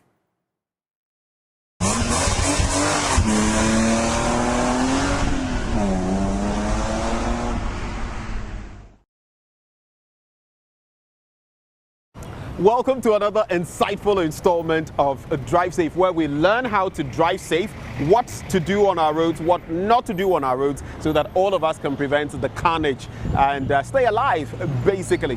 Now, we're going to continue from where we left off the last time. But right before we get into today's installment, though, so you think you know. How much do you know about road signs? Well, look at this road sign and let's find out just how much you know. Now, at the tail end of today's segment, we're going to give you the correct answer, and you'll find out just how much you do know. Right, so let me start it this way. A lot of us have been using parking lights to drive. It is so wrong. You don't drive with parking lights. Parking lights are made for parking purposes, and the law says that if you park your vehicle in an unlit area, then you can use your parking lights for other road users to know that I have parked my vehicle and therefore I'm not moving. Parking lights are so small. And the law again says that from dusk to dawn, your lights must be on, and it is talking about your headlights. Right. Now, in other countries, we have what we call the DTRL, daytime running lights, okay? Which means that when you start your vehicle, your lights will come on. Now, these are vehicles that are coming from, let's say, the United States and even Europe now, where you have weather challenges, where weather can change at any time, okay? So we have a DTRL. It's a daytime running light. You start your vehicle, your lights are on. When it comes to Ghana, the commercial drivers, get to see the electrician to say that there's a problem with their lights. When they start the vehicle, it is on. But no, that is automatic. We must leave it. Now, the daytime running lights are even lower than that of the dim lights that we see. And so you can drive with it. That would not blindfold anybody on the road, and it is good if we all have it, because the law again is saying that we must see and others must see us. For instance, if you have the DTRL fixed on your vehicle and then you are traveling somewhere around the Abri hills in the evening, in the morning, and all of that, right? It's easy, okay, to drive through the fog, and sometimes it's even it's even so difficult for others to see that there's a vehicle coming. So that's the purpose of the DTRL. Okay. But then again, I said no extra lights must be fixed. So those who have fixed all those extra lights must be clamped down. They must You're talking about extra lights. How many lights, basically, on the frontage of a car, from the side to the front? How many lights maximum should we have? So you have the headlights made up of the dim, which is a pair of dim, and then you have the highlights, which is also different, a pair of highlights. So you have two left, two right, okay? But when you switch on one, which is the dim lights, okay, two of the lights will come on, and then you have the fog lights. So we have four. We have the fog lights for other vehicles, okay, and the fog lights doesn't throw up, it throws down below and then your sides, okay. In other cases you can even see the whole side of your vehicle, and that is okay. That says the law. The type of lights that you're using is what I mentioned. It's either the halogen lights, and it's been calculated. Some are 60 watts, okay, and I mean that's the maximum. You can't go for 100 watts bulb. Now those 100 watts bulbs are used in showrooms, and it doesn't come out. Right. So are there differences here when it comes to the countries as well? You know, the road regulations differ slightly, though there's an international convention, if you like, but they differ slightly. So, for example, like you were saying, when it comes to other components and what may apply in the EU and all of that, are there any differences here when it comes to the wattage of these lamps, and maybe when they come into our country, our jurisdiction, are there any things that people should be doing, or we should just leave them as they are? Leave the vehicle as it is by the manufacturer's specifications. Now in the showroom where they want to display maybe a vehicle for you to purchase, right, they have maybe 100 watts to see, for you to see, you know, that this vehicle has this lights and so on. But we call them showroom lights, and they are not meant for driving. And that is why when you go to a place so it like, means when you purchase the vehicles, these are taken off? Yes, these are taken off. If you are purchasing a vehicle, it runs through a whole complete regulatory system. I am quite interested in that, because you see big trucks in the country, and then they have fixed almost 10 lights, especially when they are traveling on the highway, right? That is not allowed. Let's talk about the lights. You mentioned, is it HDI? So let's look at the three different lights, and we'll be illustrating for our viewers and how exactly they show on a road. Okay, so I'll start with the normal lights that you see, which is you know, a bulb sort of light. Okay, and then you come to the second one, which is xenon. Okay. Okay, and then the most powerful one, which is the very latest, which is the LED. Okay, and then those are the ones that through a very high whitish beam. Yes, they are white. When you put on the LED, it's just so, you know, interesting. It comes slowly before it lights up, very powerful. But again, all have been calculated for the usage of the road, that if you are using it, it must not, you know, hurt anybody's eye. Okay. So people get so confused in terms of whether I should use a yellow light or a white light. That too. What should we be using? There is nothing wrong with it. It should conform with the regulations. Your lights could be yellow or white. There's nothing wrong with that. Okay. Okay. But you must not fix one yellow and one white. If you fix the lights and they are yellow, all must be yellow. Uniformity. Precisely, uniformity. You go to the Francophone countries, you cannot use white lights there. Their regulation is different, use yellow lights. But in Ghana, we can go for the two, either white lights or yellow lights. Today we've been learning about headlights. We've learned, for example, that you can use white lights throughout or yellow lights throughout, but you can't mix them. But right before we wrap, so you think you know? Well, this is the road signal or the road sign that we showed you earlier. Do you think you know what it was? This actually is the answer. And so there you have it. This is another installment of Drive Safe with me, Benjamin Akapo. I have been with CEO of Top Tech Transport and Logistics, Mr. Cecil Gabra, who's been gracious enough to have us come here and be with him. Don't forget to drive safe and stay alive. Thank you for watching.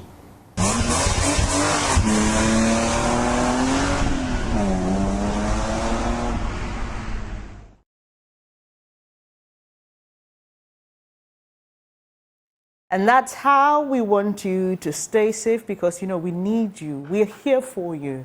And so we need you to be alive every day, every morning, so that we can, you know, serve you the very best of breakfast. That'll be it for today's edition of the AM show with me, Bernice Abubedu-Lansa, and Benjamin Akapo. We are very interactive on Facebook.